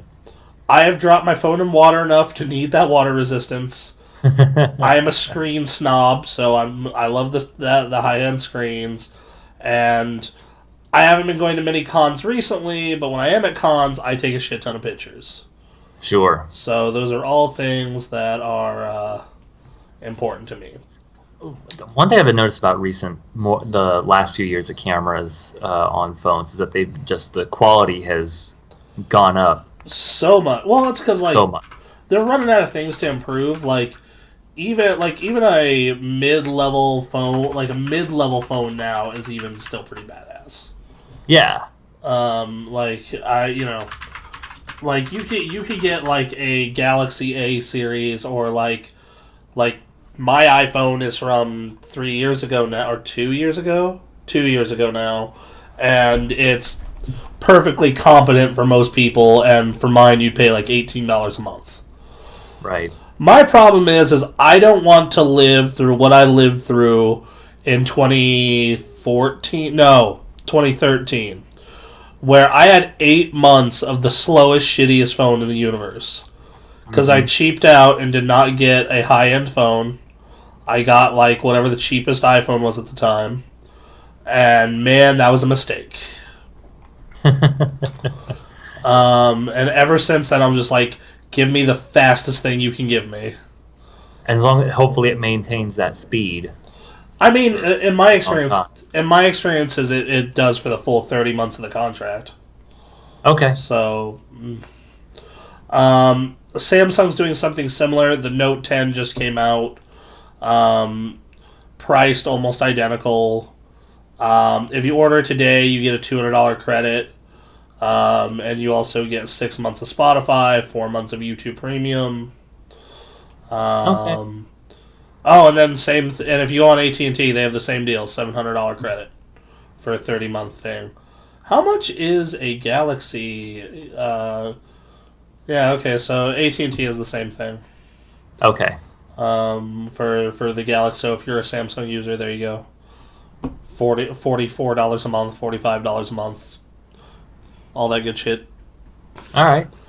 And then once again, like, if you're not, like, if you're like my mom, for example, like, I got my mom, like, I went all out for my mom on a smartphone 3 years ago. I got her an iPhone 7 Plus, and it is still completely fine and kicking ass for her. Like, that thing is still, like, just lights out for her. Because Okay. she's not a power user, as they would say. Right. You know, like, that's, so yeah, like, and, which is, and this has been a big, because I would say from, like, when the first iPhone came out to, like, a couple years ago, mobile tech was really interesting. Like, cell phone kit was really cool. But now it's just like incremental upgrades. Prices on flagships have exploded. Because Yep. it used to be the flagship was $700. And, so it'd be like $23 a month, right? Right. But now it's like the flagship is fucking anywhere from $1,000 to $1,400. Right. Depending on how much storage and how big you want the thing to be. Yep. It's just like, that's. And the thing is also, if I'm so pissed at myself, I cracked the back of mine. Like, the glass on the back is cracked because I dropped it once before I got a case. Because the trade-in values on these phones stay pretty fucking high. Yeah. But, like, let's see.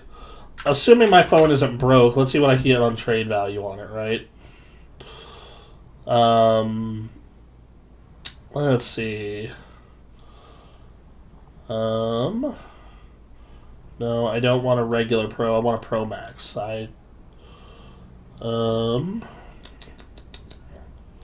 Compare. Alright, pre-order the Pro Max.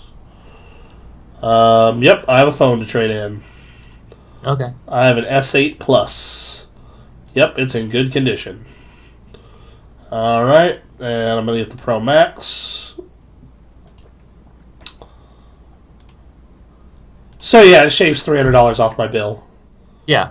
Drops the bill down to $38 a month. Or if you were buying it all out, instead of being $1,100, it'd be $800.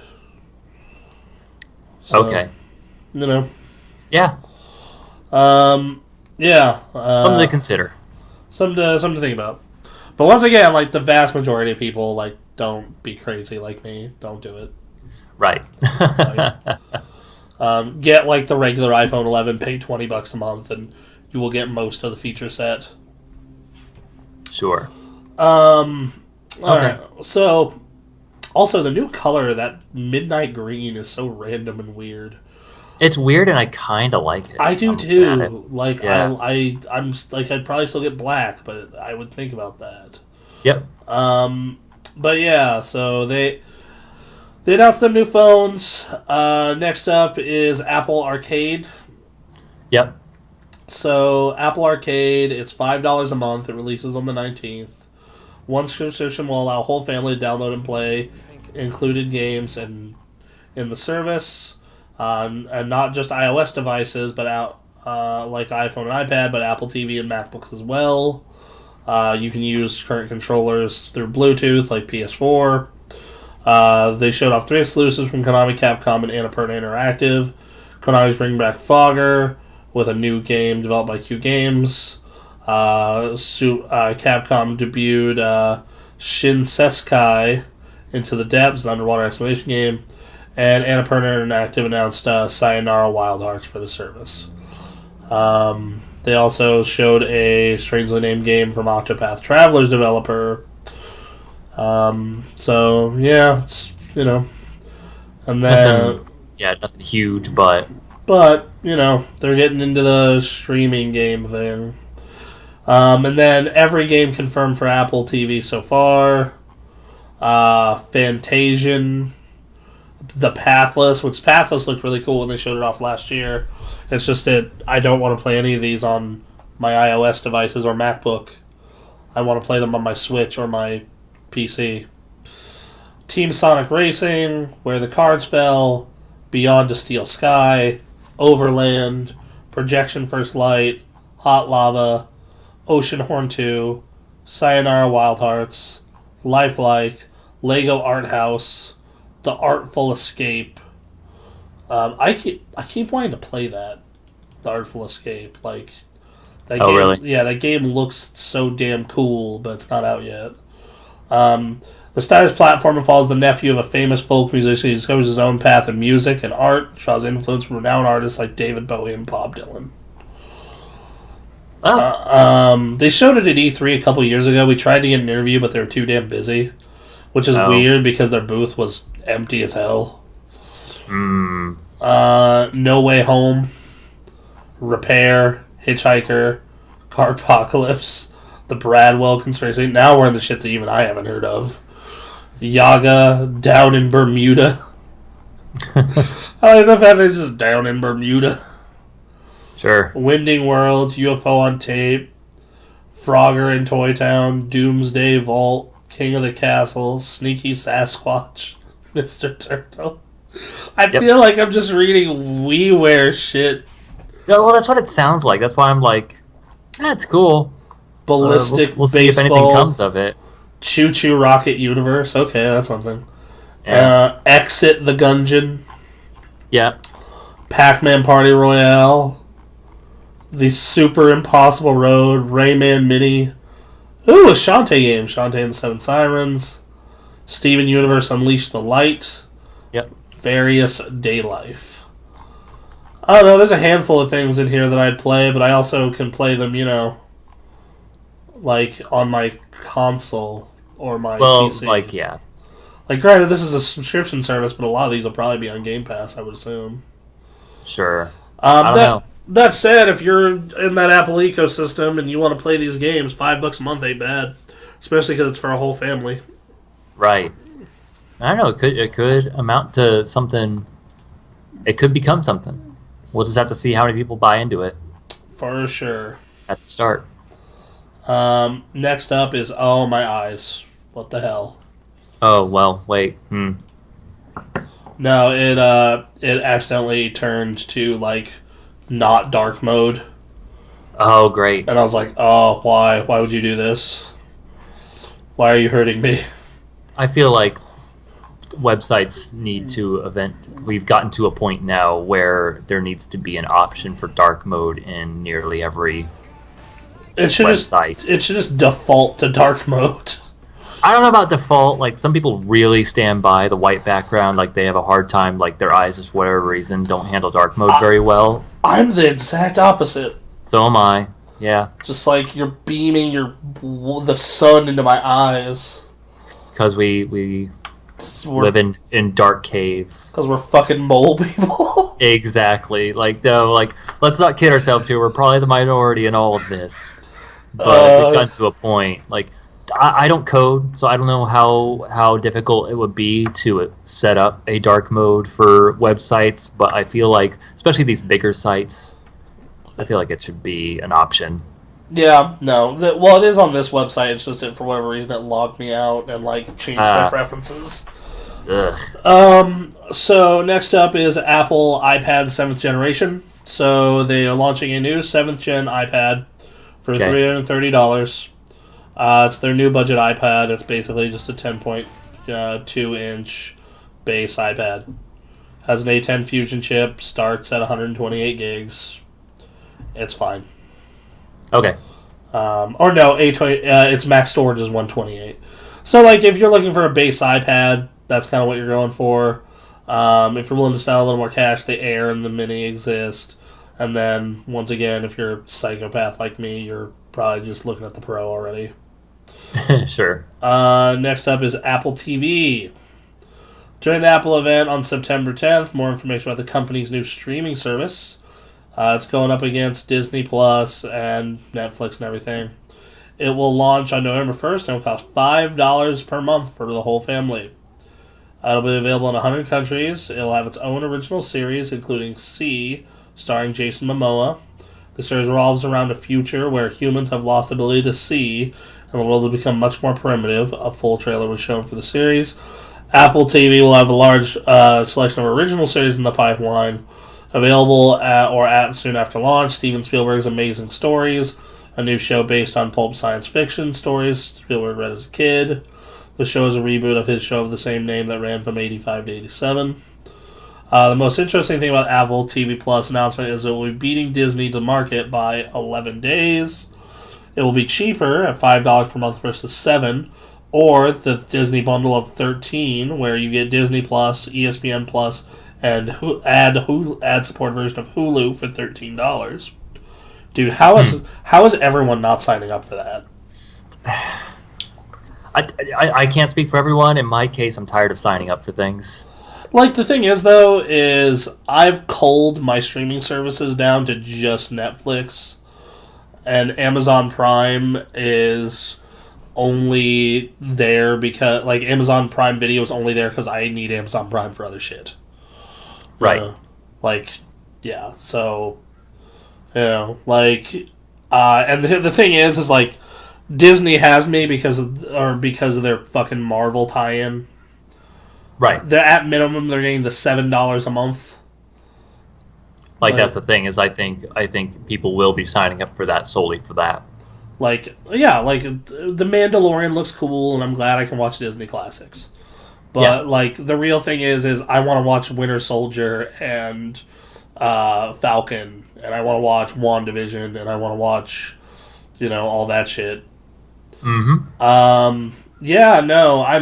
So another thing they announced is anyone who buys a new Apple product, iPod, iPhone, etc., will get a free year of this Apple TV. Okay. So the thing is they're banking on nothing but original programming. That's insane. Yeah. I don't think this is going to take off because of that, actually. I wonder. Because, Disney is, the biggest fucking brand in the universe. Yep. And, they're... you gotta think that, okay, they have a new Star Wars TV show. Yep. They have all these new Marvel TV shows. Mm-hmm. And then they have the back catalog. They've said day one we're getting Darkwing Duck, DuckTales, and, what's the other one? The other duck show. Darkwing Duck, DuckTales. There was another one. Another duck show? Yeah, it was mainly focused on Launchpad. Oh, I don't know. I know what you're talking about, but... Hold on. I'm gonna... Rescue Rangers, and you want what else is gonna be on Disney Plus? Gargoyles. Oh, damn. Wow. It's a fucking Disney joint, son! I forgot. Oh, dude, okay. That service is gonna dominate. And it's $7 for now. Yeah, for now, of course. I do wish I could. I will say I do wish I could pay all this shit yearly. Just burn my tax return on all of it. Well, it'd just be more convenient. Just okay. No, I know. It's all right. February 30th. They will likely have that option. 120 on Amazon, 70 to Disney, 60 to PlayStation Plus, 20 to Nintendo, 160 to Netflix. Just get it all done. Yep. Disney has. It's a huge service. They have a huge catalog they can draw from to get people in. It'll be interesting. I wonder. It'll probably do well. There's my hot take. Yeah, no. I think Apple's in big trouble. Big trouble with that service. Oh, yeah, The Simpsons would be on... Okay, so everything coming to Disney Plus so far as of earlier this week. This is what we're getting. The Mandalorian, the new Star Wars show. Yep. Rogue One prequel series. Oh. An Obi-Wan Kenobi series. Right. Star Wars The Clone Wars Season 7. Damn. All the Star Wars movies. Mm-hmm. A Loki TV series. A Wanda and Vision TV series. Mm-hmm. Falcon and Winter Soldier. Yeah. Hawkeye. Miss Marvel. She-Hulk, I Moon Knight, uh Marvel's What If, which is an animated series about, like, what if Peggy Carter was Captain America? right. And they're getting the actual MCU actors to do it. That's okay. All the MCU movies. Hmm. A Willow series. Okay. Night at the Museum. The Home Alone movies. All right. Diary of a Wimpy Kid. Sure. Cheaper by the dozen.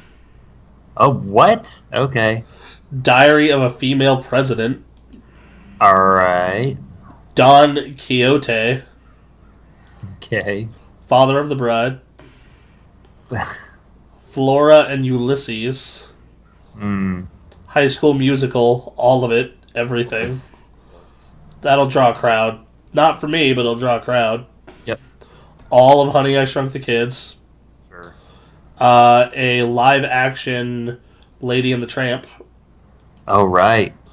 Love, Simon. Yep. Magic Camp.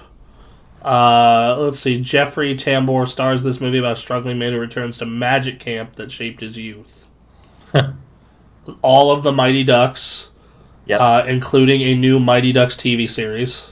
Oh, damn. Monsters at Work, a new Monsters Inc. series. Wow. Muppets Now, a new Muppet series. Noelle. It's a completely original film, like Magic Camp. The Paper Magician, also a new thing. The Parent Trap, it's remaking The Parent Trap. Okay. Phineas and Ferb movie and series. Oh, damn right. Pixar short films. Mm-hmm. So, like, small short films of Pixar characters. So, like, Lamb Life, Forky Asks a Question, so on. Yep. The Sandlot, the original and a remake. Wow. Stargirl is an adaptation of Jerry Spinelli's 2000 young adult novel. The Sword and the Stone, getting a live-action remake. Wow. 3 Men and a Baby. Oh, my God. It's getting a remake. Please tell me Charlie Sheen. That's gonna get... No. Yep. Confirmed. Timmy Failure. Togo. Okay. Disney documentary series, a documentary about Disney and all their stuff Sure. that they own. Disney's back catalog, so like all their old classic movies, Aladdin, Moana, Frozen, Snow White, Mulan, etc., etc. Mm-hmm. And they'll also include Disney Channel series like Lizzie McGuire and That's So Raven. Wow. Pixar's entire back catalog, Yep. apart from Toy Story 2 and 3. And Coco will be with other providers for now until the licensing is up. Cough, cough, Netflix.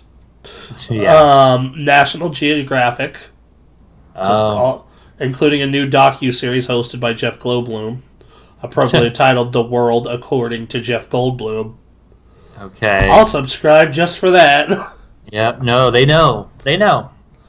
The 21st Century Fox back catalog, including Avatar, The Simpsons, Planet of the Apes, X-Men, and Fantastic Four. Already confirmed working on a Fantastic Four movie. All right. Alien. And let's see. So one thing they said, they're not going to do R-rated movies on there. They'll distribute that through Touchstone or Hulu. So like Alien, Predator, and Die Hard are all going to go to Hulu. Okay. Gargoyles, as we mentioned earlier. Yep. Gummy Bears. Oh my God. Goof Troop. Fuck yeah, Goof Troop. Oh my God, Goof Troop. Dude! All right. DuckTales.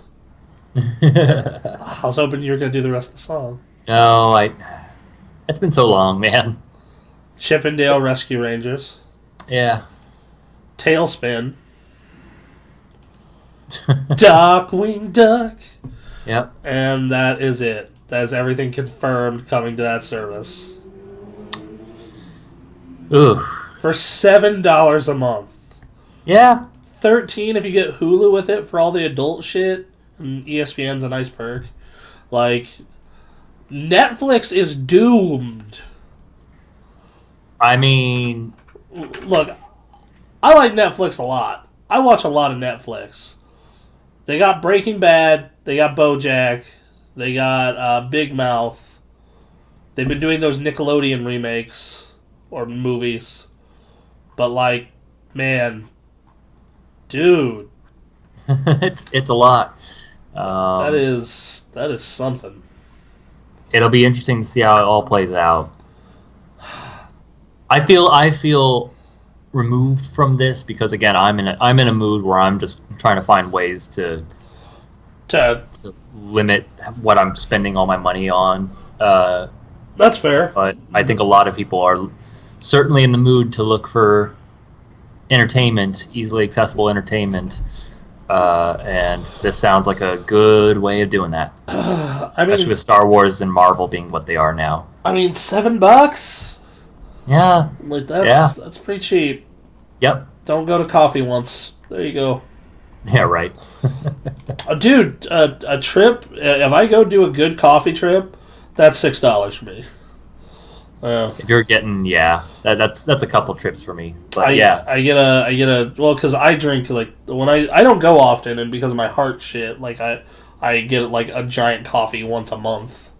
If that now, so like I'll get a giant coffee once a month and have my Danish with it, and then and that's about $6, $7.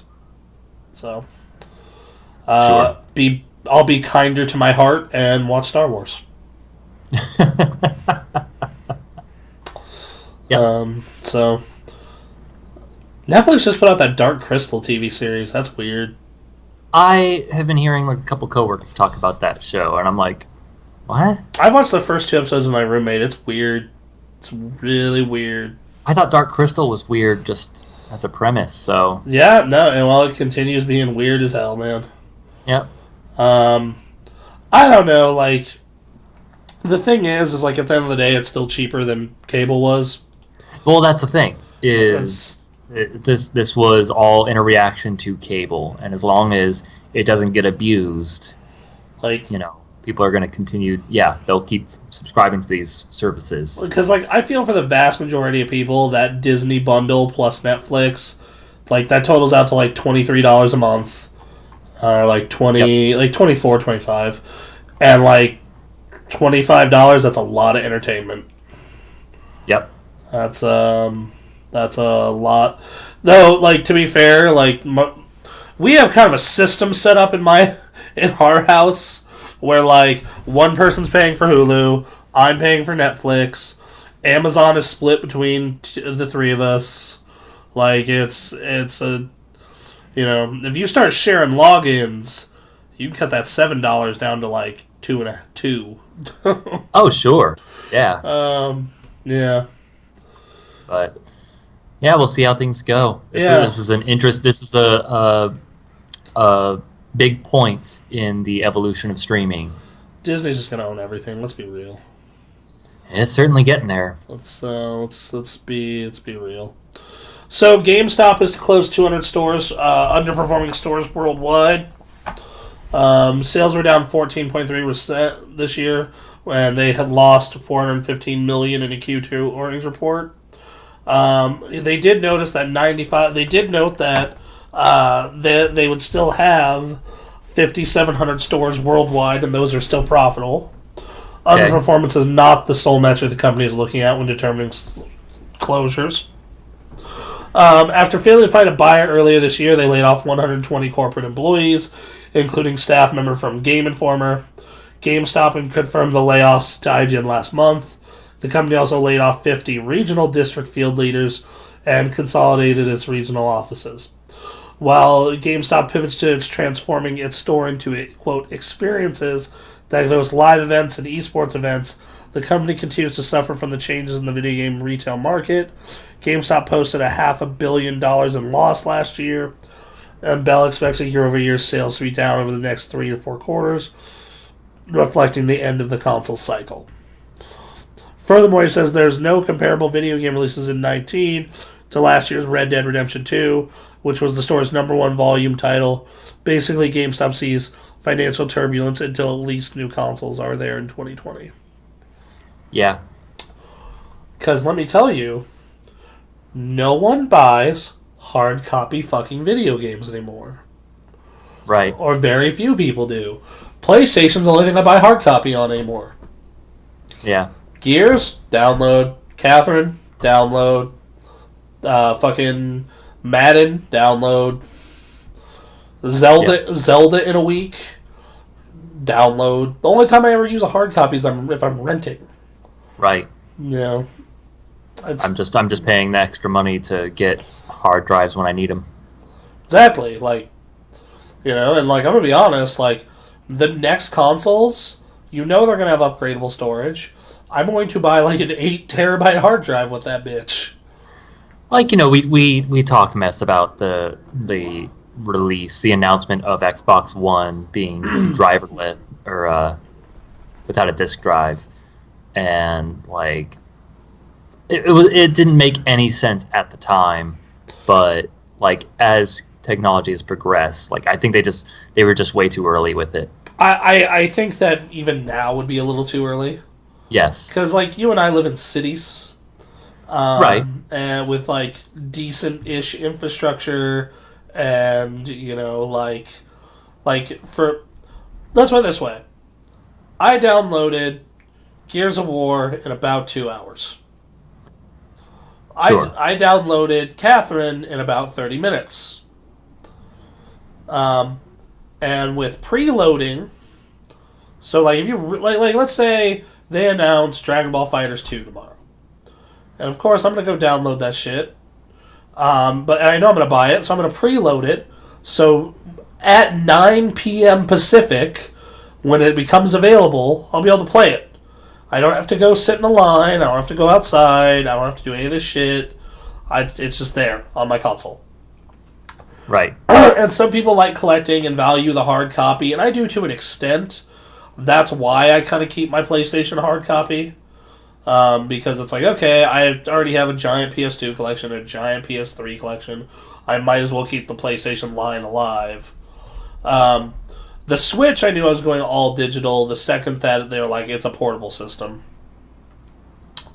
Right. And then Xbox, I just kept getting review copies for digitally. So I was like, alright, well, I might as well keep this going. Yeah. Yeah, exactly. Yeah, no, so it's this weird place. It's this weird, like, middle ground we're in where the majority, like, I'm not going to say majority, but like half of the U.S. has kind of shit internet. That's the thing. And also, like, GameStop sadly still needs to exist for rural areas. Because, like, Carson is big enough to have a game store. Sure. In fact, they have a really good one. Reno is big enough to have 2. But Seattle's big enough to have Pink Gorilla, which is the shiz. You know, but, you know, like, you look at, like, Fallon, for example. If you're buying video games and you're in Fallon, you're going to GameStop. Until they fix that internet issue, man, with the rural areas, there's always going to be need for discs, but I feel like we're kind of dragging our feet in making that happen. Well, I mean, the game companies want nothing more. And, like, stuff like Google wants nothing more than that to happen. Because it lowers cost on their end because they don't need to print and ship out discs.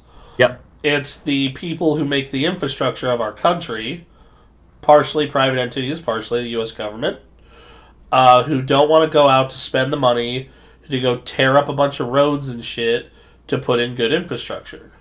Right. You know, like... But the desire is there. Yeah, like the desire is there. It's just, is the money there? And a lot of rural areas, no. Like, you want to know who needs Google Fiber? Fernley. Fernley needs Google Fiber. You want to know who got Google Fiber? Austin, Texas. Yeah. That's the truth of it. But I think if we started putting some effort into coming up with plans to get good internet everywhere, I think there would be wide support, and we could figure out a way to get the money somehow. Yeah, I think that you could definitely get that going. Also, there's just like a lot of the old generation, I'm going to say like 50 and up, don't see the purpose of it. I talk to these people every day at work. 3/4 of them don't even have access to the internet, period. They just don't care. They don't have the computer, So, like, they're never going to vote for that. They just... Sure. They think it's dumb. So, like, I'm sitting here and I'm like, well, it's... I'm going to say... It's coming. It's just taking longer than it needs to. Yeah, like, if we had, like, Japan's infrastructure, this shit would be done right now. Right. But you gotta remember, Japan is the size of, like, the state of California. Oh, yeah. No, it would definitely be, like building the highway system, the interstate. Yeah, like... It would just be that, again, but internet. Someone, like... We were gonna have to have a president and a Congress that, like, sits down and goes, this is a priority. One of these days, man. Yeah, I'm hoping... The people are for it, but I don't think we're... That's also not necessarily the biggest concern right now. I think it would be huge. I think there would be a lot of improvements there, but unfortunately we're in a state right now where there's even worse things. Right. No, absolutely. We could talk politics all goddamn day, but... Yeah, we're not we're not going to tread into that. It's more of a just, like, once the infrastructure is there, yeah, everyone will jump on. Because it's a convenience thing. And, like, yeah, PC games lost used games forever ago, right? Like, we lost that shit forever ago, like, 2004. But, like, there's Steam sales all the time. CD sales all the time. Gray market shit all the time. Like, right now there's a sale. You can get Surge for $7.50. Plague Tale is half off right now. Or 33% off. Right. And... Last week, this exact same thing happened. Like, I get an email about every other week with being like, something on your wish list is on sale. Yeah. Now, granted, I keep a big Steam wish list, but still. Sure. Like last week, Yakuza 0 was on sale. Like, the week before that, Final Fantasy X was on sale. And then you're, like, guaranteed to get 2 to 3 big yearly sales on Steam. Yep. So, like, it's not like games are always full price on there. Like, I get the fear of that. I understand it. Sure. Like, the thought of paying full price for every video game makes me just want to die. But you'll be okay. I promise. Yep. The last... actually, no. Is it the last? Sorry, last 2 pieces of news I have. Okay. I'll do the bad one first. Borderlands 3 PC gamers dump on the game in the Borderlands 2 Steam forum. Oh. Frame rate drops and other performance issues widespread a day after launch. Disgruntled Borderlands players on PC are unhappy about the numerous connectivity and performance problems they encountered a day into the game's launch, and are letting people know about it on the forums. Borderlands 3 is an Epic Games Store exclusive, but Epic Games Store does not have forums, nor does it have user reviews, throwing the primary means of revenge for disappointed PC gamers. For a while, players are lighting up the franchise's subreddit, the PC Gaming subreddit, the official Gearbox forums. Nothing says spite like unloading on a 7-year-old game in a marketplace that can't even sell its sequel. One Steam user pleaded with Borderlands 2 fans not to engage in threads on Borderlands 3, included a link to the Gearbox forum.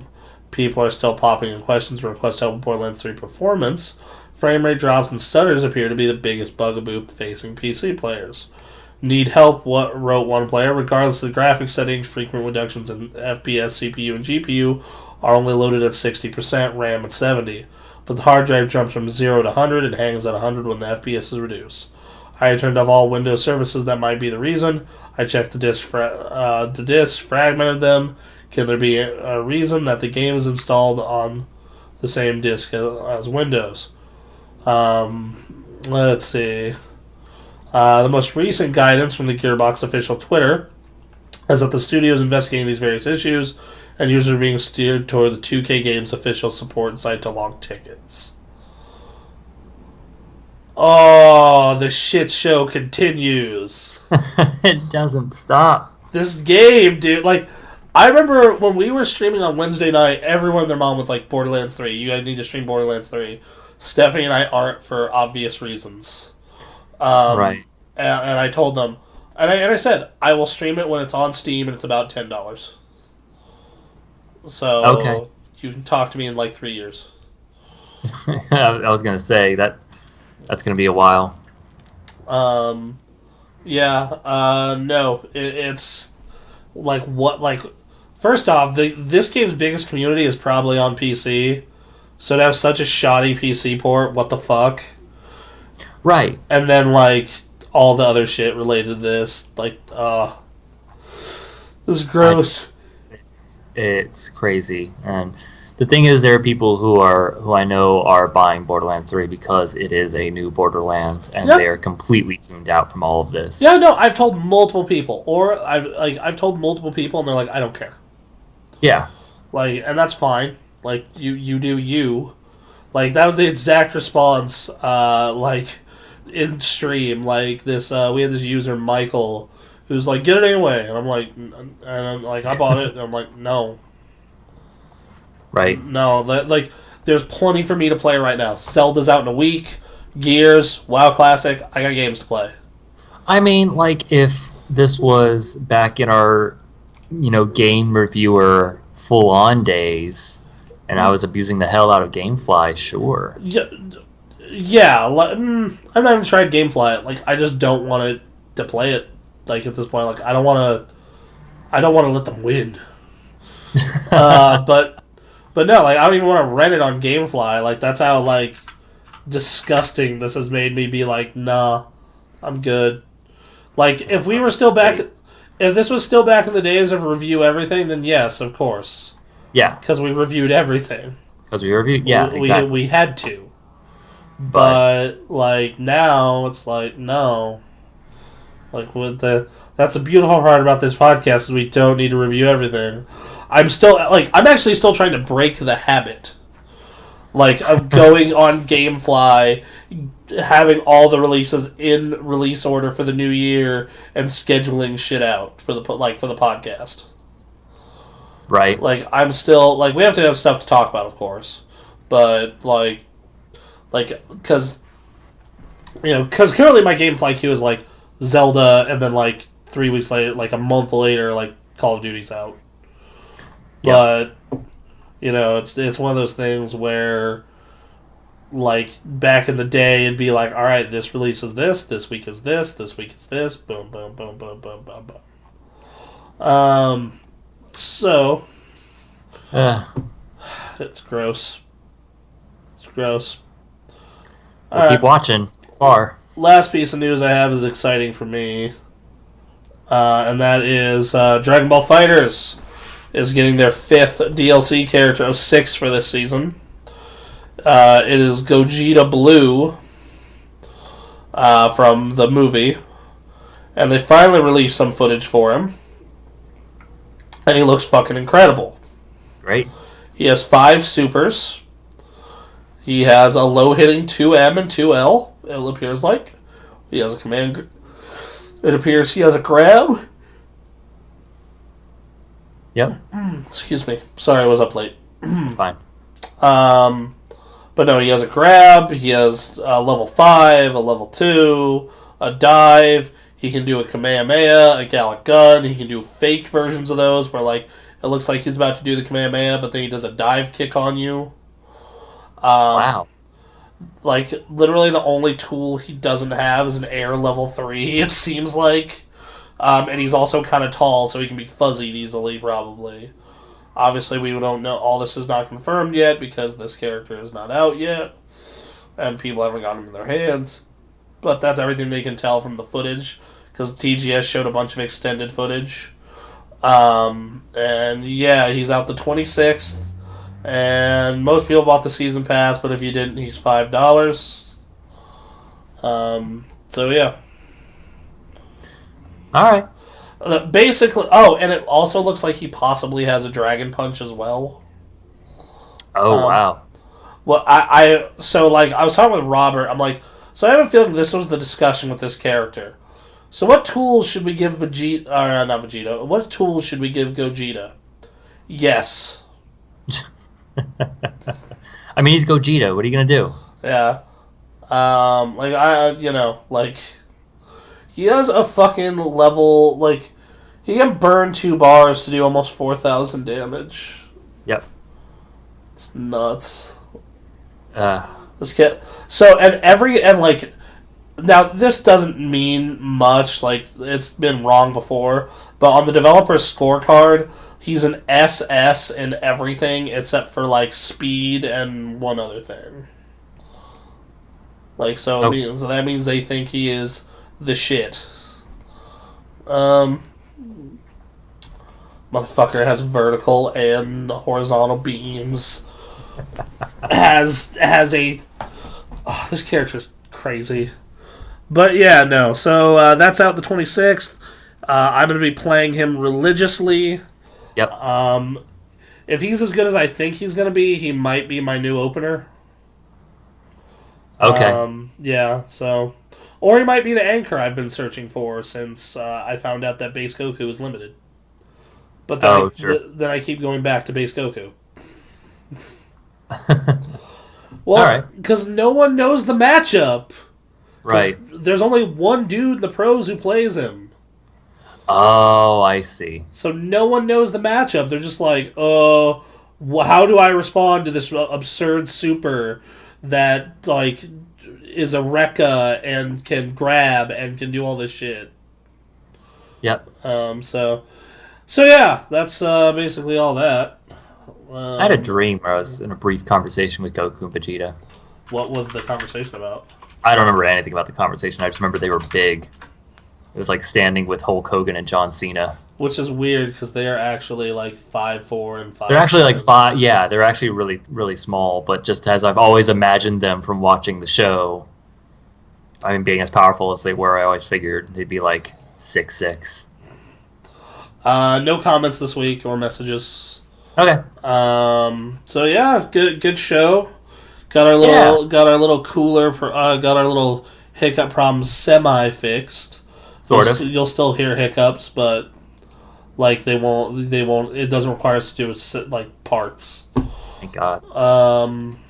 So yeah, man. You got anything? You got any social medias, or you got any things you want to promote? I'm off the grid, man. You're off the grid. You can't find me. It's gonna be a problem if this ever becomes successful.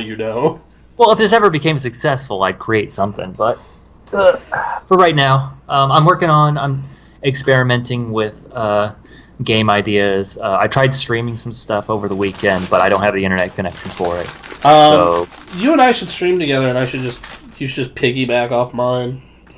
But, is that how that works? Well, so we'll play the same game, and then they can hear you through my shit. Oh, I see what you're saying. Yeah, and I converted my Twitch over to being called Super Gamekast. Oh, cool. Okay. So we have a channel, and I made it all fancy and put a donation button and everything. I actually put an About Us on it. And I'm like, hey, duders, this is where you can watch Super Gamecast 2 live and in color. Oh, okay. And then brief synapses, brief things about us. All this shit is super placeholder, but I wanted to do something. Absolutely, that's nice. I was just so I'm gonna be testing out a bunch of shit with that, and then I don't know, maybe you and I can stream. Maybe you can get on that WoW Classic. Like I said, I'm trying to. I am starting up something that's adding a subscription. I gotta. How about I just cover your sub? Oh shit! Now you're talking crazy. I've done it before for people. I'm sure you have. I don't doubt that one bit, but that's nuts. I've done it, and then like after 3 months, I'm like, all right, man, take care of yourself. Now that you're hooked. Yes, you know that you know that's not going to work with me. I can't do that. I'm the world's best pusher. Oh, Jesus, I know. No, I'm aware. Uh, Damn. Anthony Ta is the only one who is like kind of hesitant right now towards the whole process. But everyone else just dived right in, especially when they found out if you had because they used to all have WoW accounts, so they're like, oh well, like if I have a WoW account and I just need a sub, I just have to pay the sub. Then fuck yeah. Okay. That's all you have to do. You just have to pay the sub if you have a WoW account. So damn. Yeah, just terrifying. It's man, you want to start doing heroin? Heroin's a lot of fun. Oh, I'm on the verge of getting rid of my Netflix account. Really? Yeah, I haven't been watching it very much, and it's a lot of money. It's like $8, bro. No, we're paying more for that than that. Hold on, it is not 8. Well, no, it's like 12. It's like 12. Yeah. It's like $12, bro. That's like not even an hour of work. Yeah, but if I'm not watching even an hour's worth. Oh, okay. I'm currently gunning through Breaking Bad again because they have the movie out next month. Yep. That makes sense. Yeah. And plus, I share that account with 4 other people, so yeah. Sure. Yeah, no, I pay $5 for Giant Bomb, and I have just 4-hour-long streams of people playing Dreamcast games while I do other stuff, and it's like, cool.